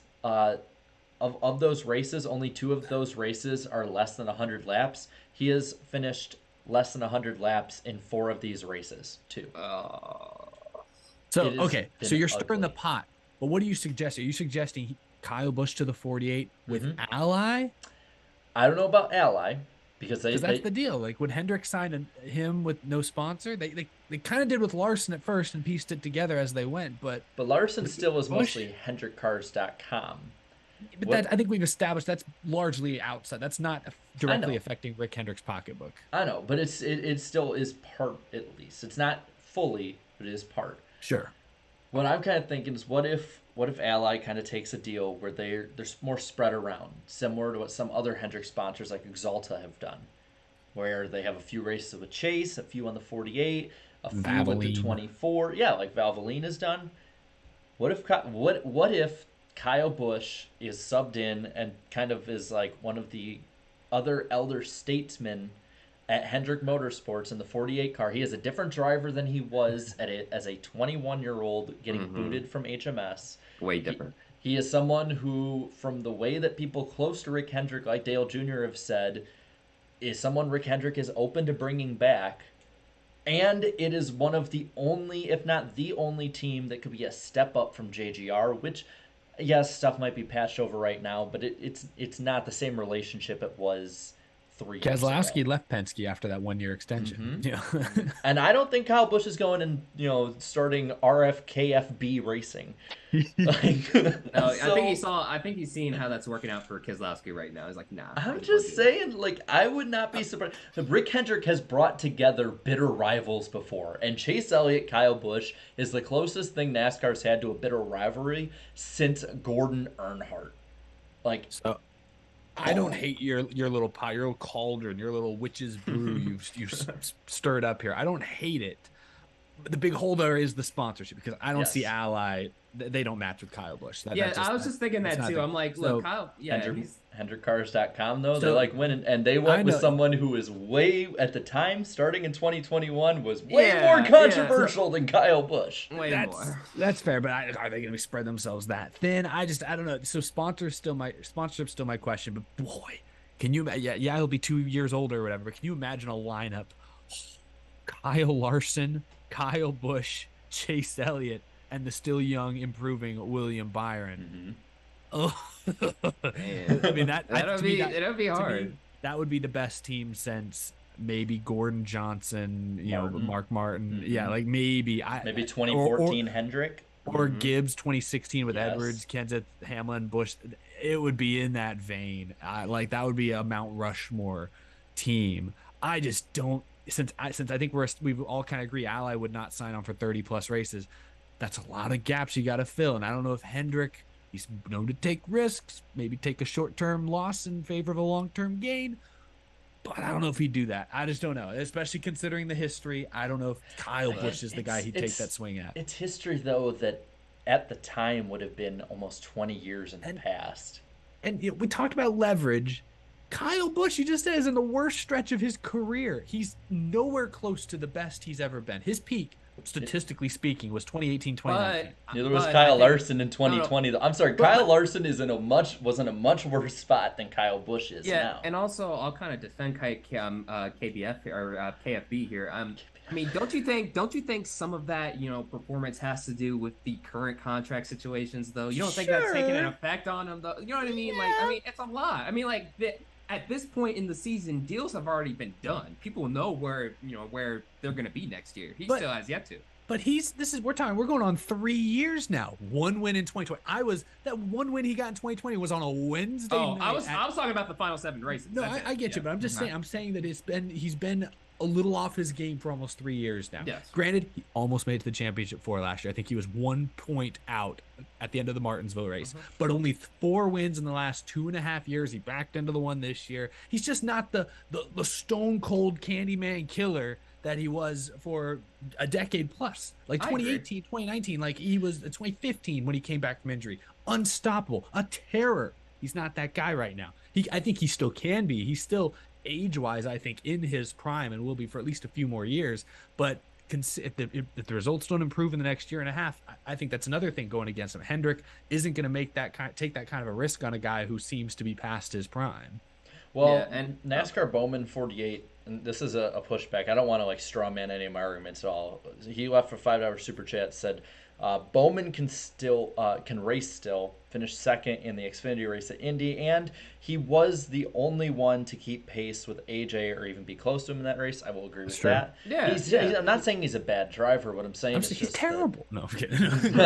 no. Just because Danny's not here, I can joke about it. I can joke. I respect Alex Bowman, and I think he deserves a 48 personally. I think a bad stretch shouldn't dictate anything worse on that when, I mean, the man has 5 wins in the last season and a half. Like, he's doing better than Kyle Busch. That would go against my argument. What I'm saying though is, if you're going after somebody like a Kyle Busch, you have an option to go out and get them. Rick Hendrick made a mistake before. He chose Casey Mears over Kyle Busch. I feel like he would be one who would be willing to take that second chance, take a chance on somebody like that, especially with somebody like Jeff Gordon there to kind of keep him more reined in, someone who probably understands more of the modern driver's thought process than a Joe Gibbs would. Like, I think it's something that at the moment might not seem realistic, but it's like I think the pieces could easily come together with that, especially if Bowman doesn't improve in performance in the next half season or so. I have to see, has Kyle Busch, does he still have any sort of resentment towards Hendrick Motorsports? No, right? Not from what it sounds like. Sounds like all that got kind of buried in the 2010s because when he won championships. Yeah, because the whole story of like, you know, the way of how he left the team was that I guess, you know, Jeff Gordon was starting to notice that like he was starting to get in like more and more moods consistently. So him and Gordon had a talk, and then Gordon went to Hendrick, and then boom, you know, he's all of a sudden released. But it's comparing someone who's like 21 years old to somebody who's almost 40. Yeah, it's not that same person. I mean, it's like between the times that hypothetically he could race for Hendrick Motorsports, about half of his life to that point has went by. So it's like it's definitely something that I think he might be able to fit in better now with Hendrick than he would back then. Oh yeah. But I just... But some other options, too. Don't forget, hey, Stuart Haas Racing still might happen, maybe. Still a possibility. I mean, hey, the way Kevin Harvick was talking, though, the way Kevin Harvick was answering the questions and, you know, the way he was grinning and stuff, I don't know, like, some people were like, oh, yeah, there's obviously a deal done. Just look at the way Kevin Harvick was answering this question. I'm like, I don't believe that neither, but... But I think it makes it interesting, especially... I mean, if we're talking like, oh, my God, Chase Elliott and Kyle Busch could come together, it's like Kevin Harvick and Kyle Busch. But, Eric, what'd you say, Eric, in our chat earlier last weekend? You were like, nah, Kevin Harvick's, he's courting. Kevin. He's just trying to court. I think those comments were him just trying to be like, hey, Kyle, you know, I've sucked for 2 years. Can you come make my car faster? Like, I think that's what that was, I did, in my opinion. I don't think, like you said, there's no SHR Kyle Busch deal far along, at this point. But also, too, if you look back at history, remember, Kyle Busch started off his NASCAR career in the top 3 series with Roush Racing in a Ford. So, he has raced a Ford before. I mean, it was years ago, but yeah, so... Yeah, we'll see what happens with that. You talked about cars getting faster, and Brad Keselowski, kind of going to the next subject before we get to our picks here, has said that maybe NASCAR should stop guys from illegally getting faster, should stop and penalize more teams. His quote was, and this is Brad Keselowski talking, "The sport needs more penalties, and NASCAR needs to be handing them out like candy right now to get control of the garage." This also kind of fueled some of the rumors with Kyle Larson's incident. But what I want to ask you guys here, because I think this is where the more interesting debate from a fan perspective comes in, is Brad Keselowski right or wrong, somewhere in the middle on this deal? Should NASCAR be trying to stifle innovation, or should it be trying to make it closer? What are your guys' takes on this, Darian? I want to start with you on this. And then, Eric, I want to hear what you think, because I think both of you guys are going to have conflicting opinions, and I'm kind of like, I'm torn, and I think both ways can really lead to a lot of good. I feel like Keselowski, like, these comments coming from him, it sounds like he's obviously a tad bitter, you know, because he was the one who got, you know, a major penalty earlier in the season, and because he got caught. I mean, again, look, cheating in NASCAR, it's nothing new. Cheating in motorsports, it's nothing new, okay? These teams have been cheating for decades. They just are smart enough not to get caught. And I don't know, I mean, for Keselowski to say this, though, I don't know, like, I feel like if this came from, like, another team or another driver that hasn't been penalized this year, then I would feel differently. But, like, I don't know, just hearing these words from Keselowski is just, I don't know, it just sounds like he's just, I don't know, he's bitter that his team got caught, you know, compared to some other teams and stuff. But I don't know. It's like, look, if NASCAR, you know, if NASCAR wants to find something, I feel like, you know, they're going to find it. You know, I mean, they own the ball, they own the playing court. All right. You're not going to get too much past NASCAR, too. But is NASCAR willing to you know, let a few things slide?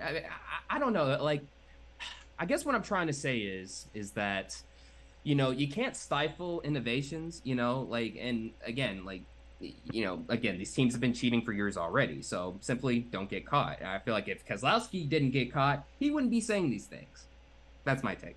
So this is Brad Keselowski, the team owner, talking. Yeah. And so, Jarrett, you asked, should they be stifling innovation? And my answer is they have to. They don't have a choice. Like, the promise of the next gen car was to make running a competitive Cup Series team more cost effective than ever before. And the only way you do that, the only way you fulfill that promise, is if you crack down on anyone and everyone who's even slightly tampering with spec parts.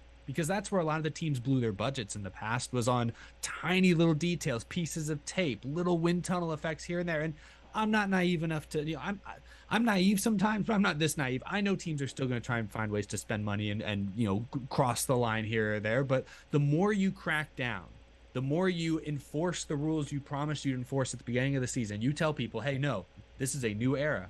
Like it or not, this is a culture shift. You got to do that. You have to do that for the next gen to be successful. So I don't think they have a choice. I think I agree with Brad Keselowski. I don't know if he's subtweeting anyone specifically saying that, oh, I know there's some teams. Maybe he's the guy that ratted out on the JGR cars. I don't know. But either way, no, I think he's dead on. I thought it was also interesting in that racer.com article, he talks about, after their penalty, he went through the shop and said, no more tricks, no more games. We just have to stop it. And there was pushback in the RFK shop. Guys were like, no, we've always tried things. He's like, nope, not anymore, not in 2022, not with the next gen car. And that is one of the reasons. Yeah, I was just about to say, that is one of the reasons why they are running in the back, unfortunately. It could be, exactly, it could be. So I think you have to do it. Again, it's for better or worse, because some of my favorite stories from throughout NASCAR history are about how clever, tricky engineers or drivers or teams, gamed the system, found little wonky advantages in ways you never would have suspected. Some of those are the best stories. But if we want to continue to if we want to have 30 competitive cars, if we want the health of the sport to improve, if you want the industry to, kind of get their budgets under control somewhat, so to speak, you got to strictly enforce these rules. So I think Keselowski's dead on in that sense, but that's why I think he's talking strictly from the team owner's perspective, not from a fan's perspective or even a driver, from a guy who's footing some of the bill. And he understands this is how you're going to get costs under control in the long haul. But also, Eric, don't you think he has to be feeling some type of way? Because he's one of the few teams that have gotten caught this year. And for him to be saying this, you don't think he sounds a tad bit bitter about that? I agree with you there. I doubt he'd be coming out maybe this strong if he hadn't been caught. I agree with you there. But that being said, I don't think he's wrong. I think he's just the only one being honest. I think there are other team owners that maybe would say the same thing, but I haven't been caught yet. So yeah, but I feel like the only reason he is honest about this and upfront about this is because earlier in the season his team got caught and they were penalized and stuff too. I agree, but I feel like if a Hendrick Hendrick Motorsports were to say comments like that, then I'd feel a tad bit differently about him. But I don't know, hearing them from Keselowski, yeah, he's right, but it's like, dude, the only reason I feel like you're saying this is because, again, you got caught, bro. So yeah, and to you guys' point, they struggled this year compared to a lot of other drivers and teams. So yeah, because not deciding not to try and push those limits and stuff, okay, all right, you're gonna suffer performance-wise. But again, NASCAR's promise at the beginning of this year: do not touch the cars. Do not mess with these parts. So I hope they're looking closely. And when they get a tip like they did at Pocono that someone's gaming it a little bit, I'm glad they investigate. And honestly, while it felt a little extreme for two pieces of tape, disqualifying the two Joe Gibbs Racing cars was the right call. And I hope they continue to make those types of calls. So I'll kind of argue and kind of push back, play the devil's advocate on this. I feel like trying to make everyone even is kind of how we got in this mess to begin with. Because when you look at the era that NASCAR fans glorify as the most competitive era of the 90s and the 2000s, those there was plenty of wiggle room that teams were playing with. The big one that I always remember is at intermediate tracks, you would have some people have a high drag car versus a high downforce car, cars that were even better in clean air than ones in comparison of other manufacturers. There was an arms race, yes. That was more difficult with cost once the sport regressed, but I think that part of the reason that we got in this position is because NASCAR tried to even everything out, similar to what they're doing today with the COT and then with the Gen 6, trying to make everything equal. And back then the storyline in 2007 and 8 was parity, and there was a good amount of parity, even if there were drivers who dominated a lot of it. There were teams that would run 30th every week, like Haas CNC in 2007. Who were running top 10 with the COT, with Scott Riggs and with Johnny Sauter. So I feel like if you take out that important aspect, there's only going to be sort of a ceiling of where it can hit. There always has to be rules, and I'm not saying that we should just throw out the rule book, but I think that if you cap it off and everyone is running the same stuff every time, you're going to kind of lead into, and I don't say this in a bad way towards their culture because it's a different culture with F1. But you're going to have what you have towards F1, where in general, when you compare it to NASCAR, it is not as action-packed with passing because a lot of times it's basically the same thing, just with different manufacturers. Like that's where my worry comes in, is because it's like we can try as much as we want to manufacture parity, and I think we'll have parity with a new car because everyone's learning about it. But where does this come in 2, 3, 4 years down the road when basically everyone's told you have to run the same stuff every week? But also it's where pointless too. It's pointless because no matter what racing, no matter what package, the best is always going to rise to the top. It doesn't matter if you try to make it as even as possible too. Well, I want to get back to the root of Jarrett's argument. Is he's basically arguing about the spec car. Is a good idea to have a spec car, and that just goes back to the beginning of the next gen when it was first announced. And it's just, it's a cost cutting maneuver. Parity, more competitive racing. That's honestly, I feel like secondary to just trying to make it more like NASCAR hangs its hat on the fact that Michael Jordan invested into the sport, that Pitbull invested in the sport, that Justin Marks has launched Trackhouse, a completely new way of running a NASCAR Cup Series team. That's the kind of stuff NASCAR, kind of wears its feather in their cap. So that's the goal of the next gen. Because as you said, Jarrett, I agree with you. I'm going to miss some of that creativity. I wholeheartedly agree. That's that's some of the charm of, the 10, 15, 30 years ago of NASCAR. But back in those days, sponsorship dollars were crazy. The ticket sales were crazy. That money just isn't the same today. So some concessions had to be made. And I think this is one of the concessions the entire industry just kind of had to accept. It's not good. People lost jobs. Teams cut entire departments before this season. It sucks. Basically the entire industry just downsized a little bit, but the industry had to get to a size that was more sustainable. And I think a spec car like the next gen, hopefully, at least as NASCAR's tried to promise, will allow them to be sustainable in the long haul. So yeah, I'm not happy about it. It's just, and I haven't seen anyone's bottom line, but based on everything people have said, it sounds like it just might have been necessary from an industry standpoint to just get more competitive teams and kind of balance things out. But I think part of my argument too is just that with the COT, you had a spec car. Everyone had the same car. Like the only difference was stickers between manufacturers. Like I think my point is you're never going to get rid of it. It was the same body. It was not the same. Teams were still making their own chassis and everything like that. Yeah, but it was a lot of elements of the car. But it was generally the same car all around, and similar with the Gen 6. So there was a little bit of differences for manufacturers. But where I'm coming from is I don't think you ever can get away from having innovation in that sense. There's always going to be somebody who pushes it. I don't care how far you go with it. Like there's going to be somebody who is going to figure out a way that's within the rule books that doesn't modify a next-gen part that somehow finds a loophole in the system. They always have. It's the way they're doing it right now, probably. No, I think they have, yes. Right. And I think that's what Brad Keselowski is talking about. But exactly. My thing is like when you try NASCAR from the start, NASCAR has had a history of it will shore up one hole and open up 10 more. Like that's just how it is. These teams are some of the most brilliant people on the planet, in my opinion, because they can find like something out of a 1/28th of an inch difference. So that's where I think I come from. This is that it's nice to have this ideal of parity, and we're seeing it this year pay off. But we see this in a lot of aspects a lot of times when we start off with a new car. I think that getting rid of innovation is just an impossibility, personally. I think you can tighten the box for sure. And like now, rather than, teams, I think now the advantages that teams are finding are things like the tape on the grill, which had a negligible effect on those race cars. That had maybe a tiny, like I think they said it added maybe 3 or 4 pounds of downforce. Like it's something, but that's basically nothing.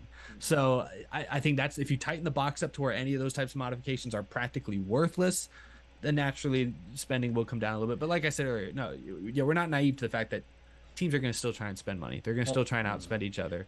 But I think if you tighten the box, you stand a chance of reining some of that in. Well, then bringing up also with because NASCAR has been left and right saying, oh, we got Michael Jordan and Pitbull. It's like, well, those guys also too are, 100 millionaires, billionaire they in the have sense some money of to Michael blow. Jordan.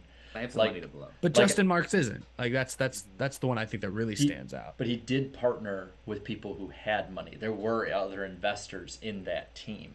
And when they did invest, remember that was the big argument with Kyle Busch last year, as he had said, like, it's going to cost more to have a team now going into it the first few years, and then it'll even out over time. So it's like they did have to spend more money to get ahead.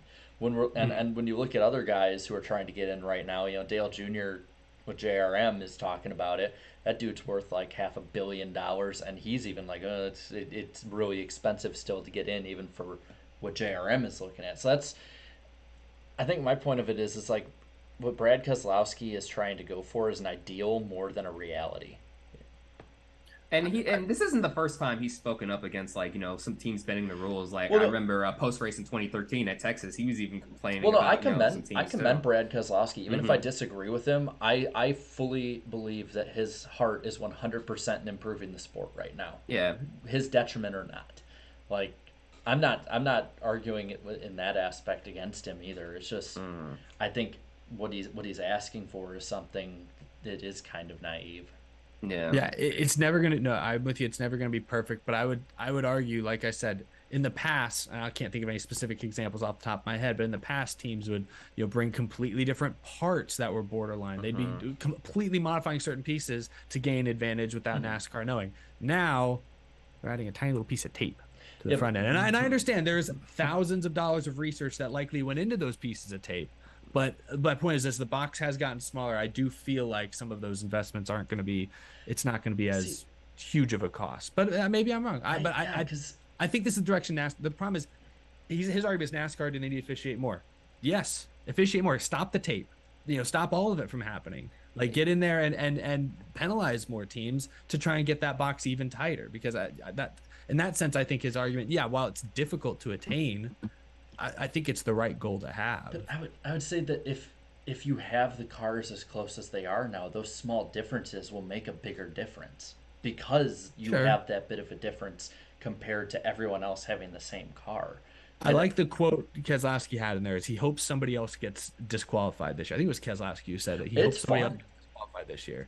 Dang, no, he literally said he hopes somebody gets DQ'd this year? I think because he thinks every car that wins is probably doing something a little illegal. Wow. That's what my guess is. I'll be real, as somebody who loves the chaos and just the entire circus around it, like, I wouldn't mind it. It's interesting. He's not pulling for it from an entertainment perspective. He's pulling for it from a competition perspective. Yeah, from not a legitimacy, from a just he wants it for consistency's sake, to set the law, set the tone. I can't think of the word. There's an obvious word I'm missing. But set the standard. Set the standard. Maybe that's the word. Yeah. That's why he wants. He's not wanting the sport to disqualify guys every week because he knows that's bad PR. But he's saying, I think he's subtweeting the field. Everyone's cheating a little bit. NASCAR needs to do a better job reining it in. And again, like you said, he has the team hat on. Like where I was coming from there is I have like the chaos loving fan media side. I agree. Of it, and they're two different like, hats. I was trying to differentiate between the two for sure. Yeah. But no, I think it's a really interesting argument that is like slid under the radar. Integrity. That's the word I was looking for. Tank slapper. I couldn't think of that word. There you go. We have such a great audience. They can read our minds better than we can read our minds. They can. Because we're too busy trying to formulate what our next words will be. But we could talk about this all night. I think though, for them being such a great audience, we should probably give them. Bit of a preview of this week's race at Michigan, or the races at Michigan. So let me go through real quick here. We only have 2 races this week. We have the Xfinity and the Cup Race. No trucks this week. Xfinity race is the New Holland 250. It's 125 laps starting at 3:30 p.m. Eastern Time on USA and MRN. The forecast this week, it's not the greatest. It's 86 degrees. Thunderstorms, 71% chance of rain. That voice though. It's not the greatest. It's just start racing. But the defending winner is AJ Allmendinger. I would know I was there. The Cup Race is the Firekeepers Casino 400, 200 lap race starting at 3 o'clock Eastern Time on USA and MRN as well. A little bit better forecast here. 88 degrees Fahrenheit, though afternoon thunderstorms are going to be a bit of an issue. 40% chance of those. Ryan Blaney is your defending winner on that. Darian, who are the favorites, best of the rest, and underdogs this week? Yes, a very interesting list on this week's Darian's Betting Odds on the NASCAR Weekly Podcast. The favorites for this weekend's race at Michigan: Chase Elliott plus 600, Kyle Busch plus 650, despite not scoring a single top 10 in 7 straight races. So interesting. Kyle Larson plus 700, Denny Hamlin plus 750, and Ross Chastain's plus 900. As for the best of the rest, William Byron, Ryan Blaney, and Tyler Reddick are all three tied at plus 1,200. Martin Truex Jr. and Christopher Bell round out the final two slots at plus 1,500. Now, for my favorite part of the segment, the underdogs. Joey Logano is listed at just plus 2,000. So, hey, if you want to take advantage of some of these odds makers, hey, go for it. And then Bubba Wallace is not too far behind at plus 2,500. And Eric Jones also plus 2,500. And rounding out the final two spots are very interesting. Chase Briscoe plus 5,000. But Ricky Stenhouse Jr. is plus 10,000. He shows up at these races randomly. He will randomly show up and finish second or third at some of these races. Might compete for the victory. Hey, Michigan might be one of those places. You never know. We've seen him run up front on some other intermediate tracks before too. So, hey, be on the lookout for it. But also too, I almost forgot. My bad. This week's fantasy picks this week's point standings for the NASCAR Weekly Podcast Fantasy League. This weekend, Trevor Sports 98 continues to hold the points lead. Just 9 points above of Toyota Tough, sitting in second place. In third is 24 for Life. Fourth is RPG Racing 2. And finally, rounding out the top 5 is 48 Nation. And then looking at our current NASCAR Weekly Podcast pick points, Eric still has the lead at 408, but the chat is actually making up some ground. They're only minus 16 after picking the Xfinity winner when none of us did, and the highest finishing Cup guy in Chase Elliott of any of us that picked. And then there are the bottom three. Darian is minus 67 in third, falling back to Danny, who is minus 86 in fourth. And I am now in the double digits again for at least this week. Minus 95 in last. I got my championship. I don't care. So, going into the picks, Eric, you start us off. Who do you think wins the Xfinity race this week? All right, I'm not playing games this week, Chad. I've taken some leaps the last couple weeks. Like I think I had Suarez at like Road America or Pocono. I picked him at Pocono. Like I'm not gonna do anything too funny here. We got to get back to our winning ways. Got to pull away a little bit. I don't know. I see someone in the chat that's about to threaten chaos. Let's watch out. No, I'm going all in. Noah Gragson wins the Xfinity race. Just feels like, big fast track like this, JRM and Ty Gibbs will be the teams to beat. I was going to pick between Ty Gibbs and Noah Gragson, but hey, what the hell? I'm already basically out of the championship hunt at this point, it seems like. So I might as well have some fun with it while I'm at it for the rest of the season. But, he's making his Cup Series debut this weekend. He's shown some speed at some of these places before. Austin Hill, I think he'll get the W. Well, Danny sent me his picks for this week, and his Xfinity pick is going to be Justin Allgaier in the 7 car.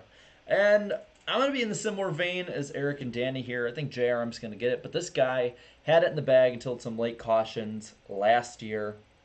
Really, really fast and had the right strategy. I think that he gets redemption. He ran well in Charlotte, the most recent race to kind of be like this. I'm going to go Josh Berry as my pick this week.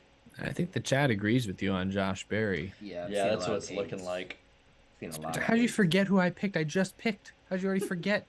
That's on you, chat. If y'all fall behind, that's on you. I'm going to give him Josh Berry here. All right, cool. All right, who's sucking this week? Sucking in the Cup race. I don't know, Kyle Busch. I'll just go throw Kyle Busch out there. I don't know if I've ever picked him for this, but was it 7 straight races or 7 race 10. Stretch? Yeah. I don't have any reason. He'll probably do better than that this week, but let's just keep the ball rolling. Let's keep piling on. Insanity. Well, speaking of let's keep piling on. Cole Custer, the usual suspect, of course. The usual suspect for my Who's Gonna Suck pick. So I'm gonna add in a little bit more stir in the pot this week. This guy has not been that great at 1.5 and 2 mile intermediates this year, whether it's his fault or not. And I'm looking back at his numbers right now. He finished 18th at Auto Club, 36th at Las Vegas, 13th at Kansas, and 29th in the Coke 600. Whether it's his fault or not, The numbers aren't there for any kind of similarity when it comes to tracks like this. Because of that, I am picking Ryan Blaney to suck this week, the defending winner. Yeah.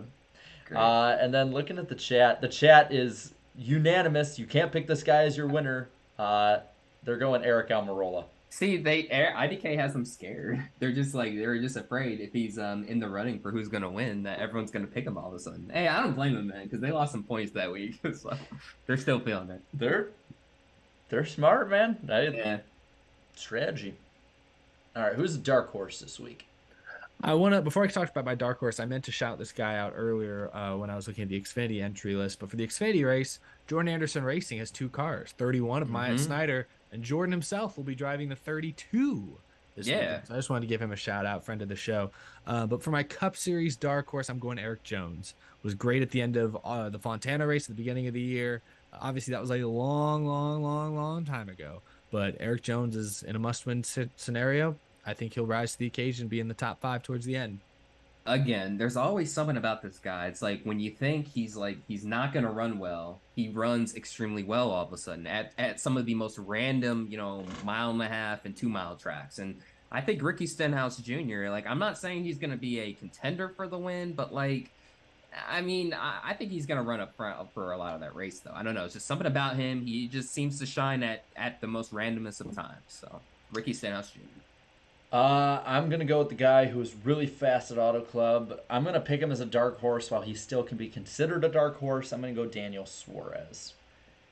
And the chat's looking pretty heavily towards Eric Jones. Yeah, 43s, they're everywhere, including the bots. Thank you, mods, by the way, for handling those bots. Yeah, good job, mods. Y'all are great.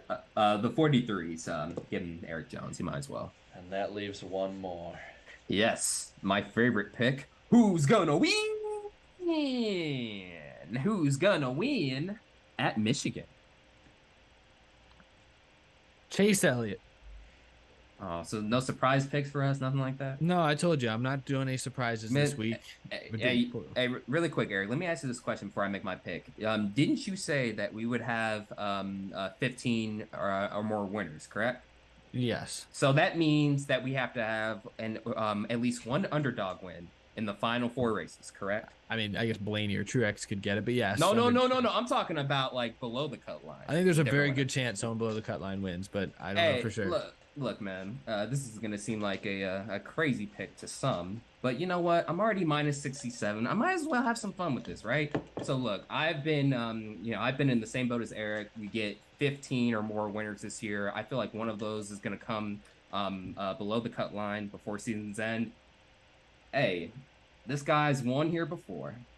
He, without a doubt, has the most momentum out of the guys below the cut line. Oh my God.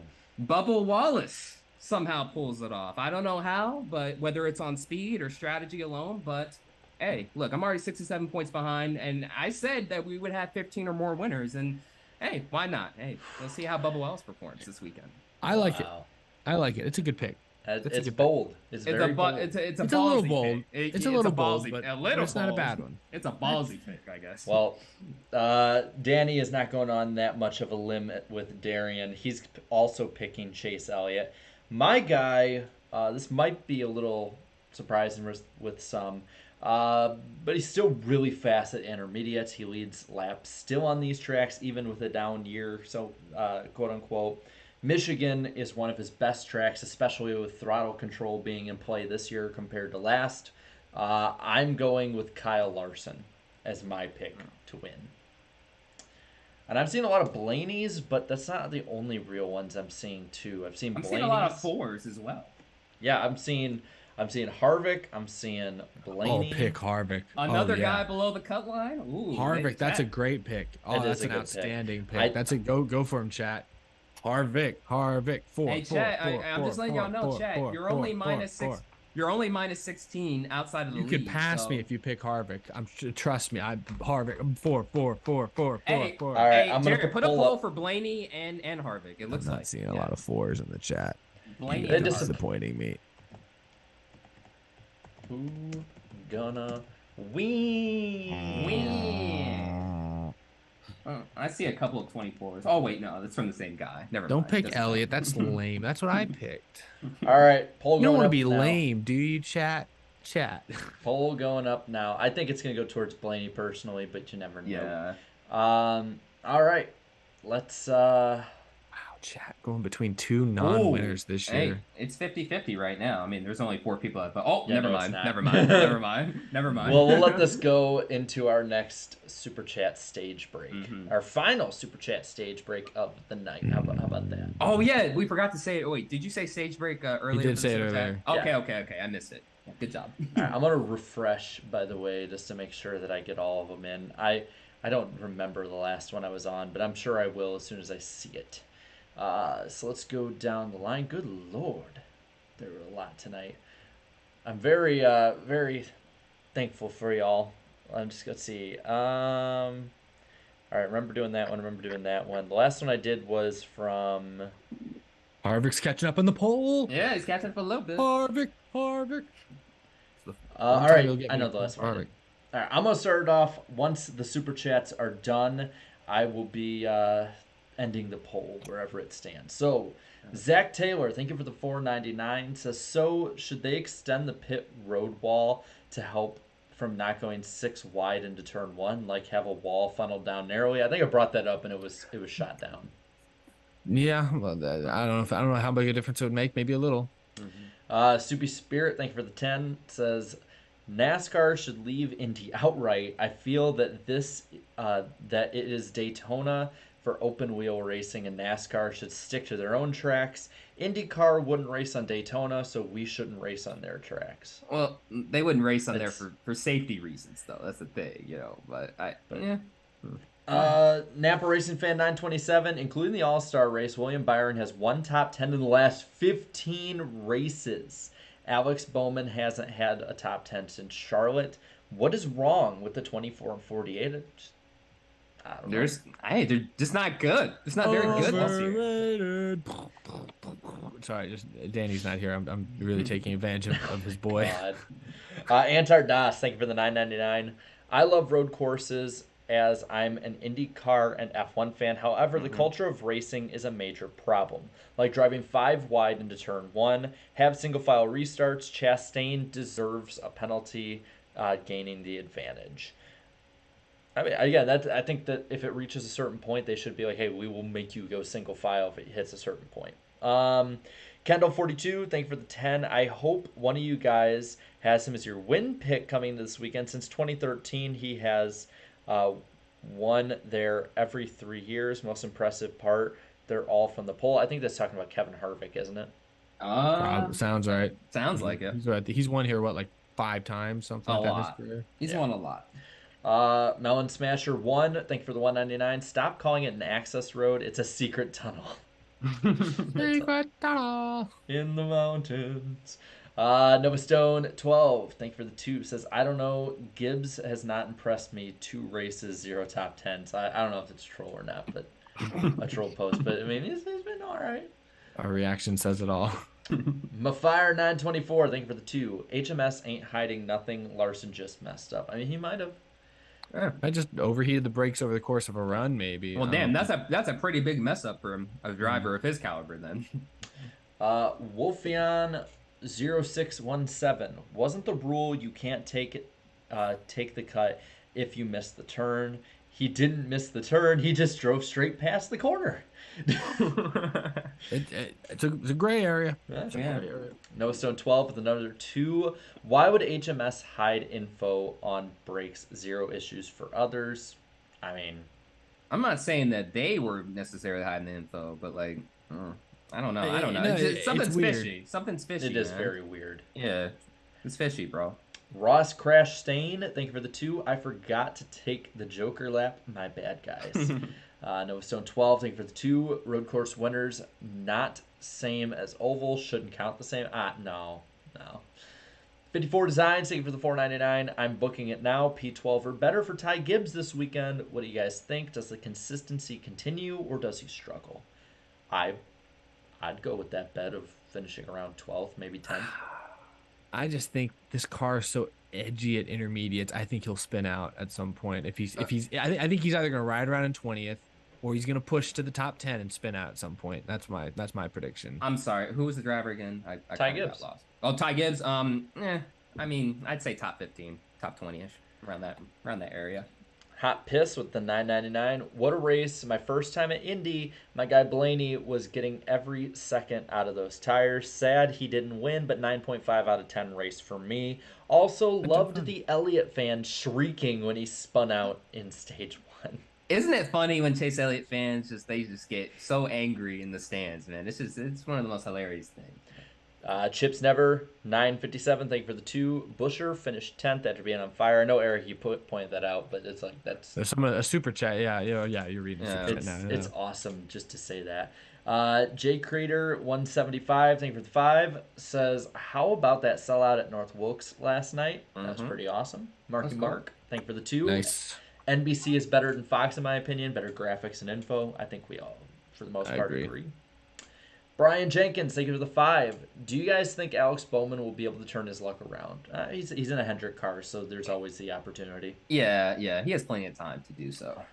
Jake Creator, 175, thank you for a $10 super chat. I look at the ratings like this. Between 3 NASCAR series, 5 million people tuned in over the weekend to watch NASCAR sanctioning races. That is a win, in his opinion. That's pretty, it's pretty good. Yeah. When you put it like that. Zachary Dale Jr. fan, thank you for the 2. 48 team fell off a cliff after the break. What happened? That's the question they're probably trying to answer. Secret tunnel. I don't know. Mafire 924, thank you for the $2 super chat. Hocevar is anti-chase through though 0 wins versus 3 in trucks. Okay. Twin Spinner, thank you for the 2. Thoughts on colleague giving AJ a full-time cup ride in 23? AJ doesn't want it. He doesn't want it. I don't even know if he wants one. He likes his little, trophy hunting schedule. He likes his deal, yeah. I mean, he gets to race in the select races he chooses for cup. Seems like a good deal. And he's competitive, too. Melon Smasher 1, thank you for the $1.99. Joey, I love you. Mark Randall, thank you for the 5. Are any of you going to Talladega in October? Maybe. Keep an eye out. Yeah, look up. We might. Perhaps. Maybe. Groove Goose, thank you for the $1.99. Make the UFO, pull a Kyle Larson, and spin it. That's good. That's good, Groove Goose. Cameron Duffy, thank you for the $4.99. How impressive with the 17 finishing 10th after being on fire. Agree. Amazing. Blast beat the Fulf. Thank you for the $2 super chat. I got to fist bump Grat and Finger out at IRP. Well, that's awesome. Oh, that's cool. Nice. Sweet. PTM Billy, thank you for the $4.99. Speaking of street courses, anybody going to the IndyCar race in Nashville this weekend? This will be my first race. Yeah, I'm supposed to be covering it. So yeah, I'll be there. David will be there, I know. Ross Crash Stain with 2 more $5 super chats. One says, have Darian tweet about Chicago street course, and Chicagoland is bound to happen then. And then he says, if Bowman could get a good car, he wouldn't be in the situations that have caused 2 of the DNFs. And the others were Flat Tire and Karen Harvick. NASCAR Bowman 48 says Bowman can still race. He finished 2nd in the Xfinity race at Indy and was one of the only ones to keep pace with AJ or even close to him. I read that earlier too. Jake Stew, thank you for the $5 super chat. Will any of y'all be at Michigan this weekend? I don't think any of us will. No. Also, with more horsepower in the next gen, do y'all think we will see plus 200 speeds in Michigan again? Maybe one day. Ooh, I hope we see that again. Depends on what the draft does, I think. Melon Smasher 1, thank you for the $4.99.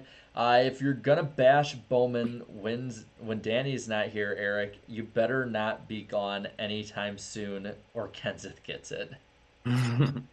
You better not tell Danny what you've heard here tonight. But Kenseth's not even racing. I'm trusting you, chat. No, but his legacy still lives on.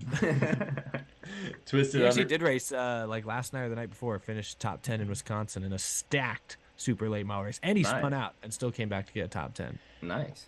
Twisted _ nipples 82 for the 5 says, figured I'd share a little winnings. Bubba was plus 6,000 to be the first Toyota.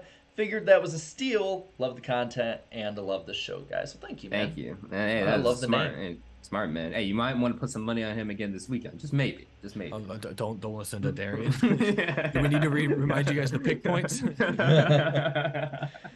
Andrew Meyer, thank you for the 5. Daniel Suarez said in the docuseries trailer that he wants to steal the show. But I think the energy went to Ross because he's a story every week. Mm-hmm. Yeah. Yeah. Blake Diamond, thank you for the 5. Or is it Diamond? I think it might be Diamond. Thank you for the 5. We can't discredit Harvick at Michigan. SHR is gaining traction, and Harvick has been outperforming the equipment for most of the season. Movement. Guys, Claudia's in the chat.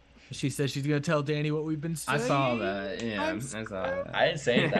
I just listed off statistics. Okay, me, Yeah. Claudia, please. I'm just never gonna miss another show. Well, this is from our new member Movement to the channel. Thank you for the $5 super chat as well. And he says Bill Elliott Motorsports. Bake the Snake, thank you for 10. Says for his personal picks, Xfinity personal Allmendinger, realistic Ty Gibbs, Cup personal Keselowski, realistic Larson. Let me just redo this really quick, make sure I didn't miss any. And I think you have a few more. Yeah, a few more. Napa Racing Fan 927, thank you for the 2. NASCAR being bold and innovative by removing Texas. And Yeah, that'd be awesome. the last one from Groovy Goose for $1.99. Eric to 2311. I see that shirt. Spin the UFO. What is on that shirt, Eric? What? Yeah. What is on that shirt, Eric? So my parents were just recently near your neck of the woods out in the Smoky Mountains of Tennessee, and my dad came home and got me this T-shirt that says Bear Jordan. Get it? Like a grizzly bear or a black bear? Yes, Eric, we get it. I just had to wear. He probably isn't watching, so he probably didn't care. I probably just embarrassed myself for nothing. But yeah, thanks for the shirt, Dad. It's very comfortable. It's a good looking shirt. I think we should end the show Yeah. now. The chat has spoken, by the way. Blaney is y'all's pick. No going back. All right, let me end that poll officially. It's actually closer than I thought it'd be. All right, they think he's gonna be defending his win this weekend. All right, so next week we'll be on Danny B's channel. He'll be back August 10th at 8 p.m. Eastern Time. Gonna be really, really fun. And then remember that after we go over all the events of Michigan, preview Richmond, watch that race, and get to the next Wednesday, we're gonna be on Eric's channel Wednesday night, August 17th at 8 p.m. Eastern Time. That'll be our 200th episode. So next week is 199. Let's get to 200 in 2 weeks. Again, I just gotta stay on this earth for 2 more weeks, and I'll have 200 in a row. Nothing happened to me in that time. I don't get hit by an never missed a show. asteroid, eaten by Yeah, a we're- T-Rex. We were joking about that talking about that after the show last week. But Jarrett is the only one of the 4 of us who's been present in every episode. All the rest of us have missed at least a handful. And obviously Danny and Jarrett started the show together. Then I joined, then Darian joined. But that's admirable. We need to make you a cake or something for that episode, Jarrett. I like cake. That sounds good to me. We'll make it happen. Sweet. Melon Smasher playing us out with some Secret Tunnel. I've got the Dale call. It's not set to the tune of Secret Tunnel, but I can do my best. All right, let's hear it. All right, let's hear it. Well, it's just gonna kind of go something like. Bye. You didn't even hear nothing. Bye. Great. Holy moly. Great job! Yeah! This guy. Thank you! Wow! Hell yeah. Woo-hoo! Great job, man!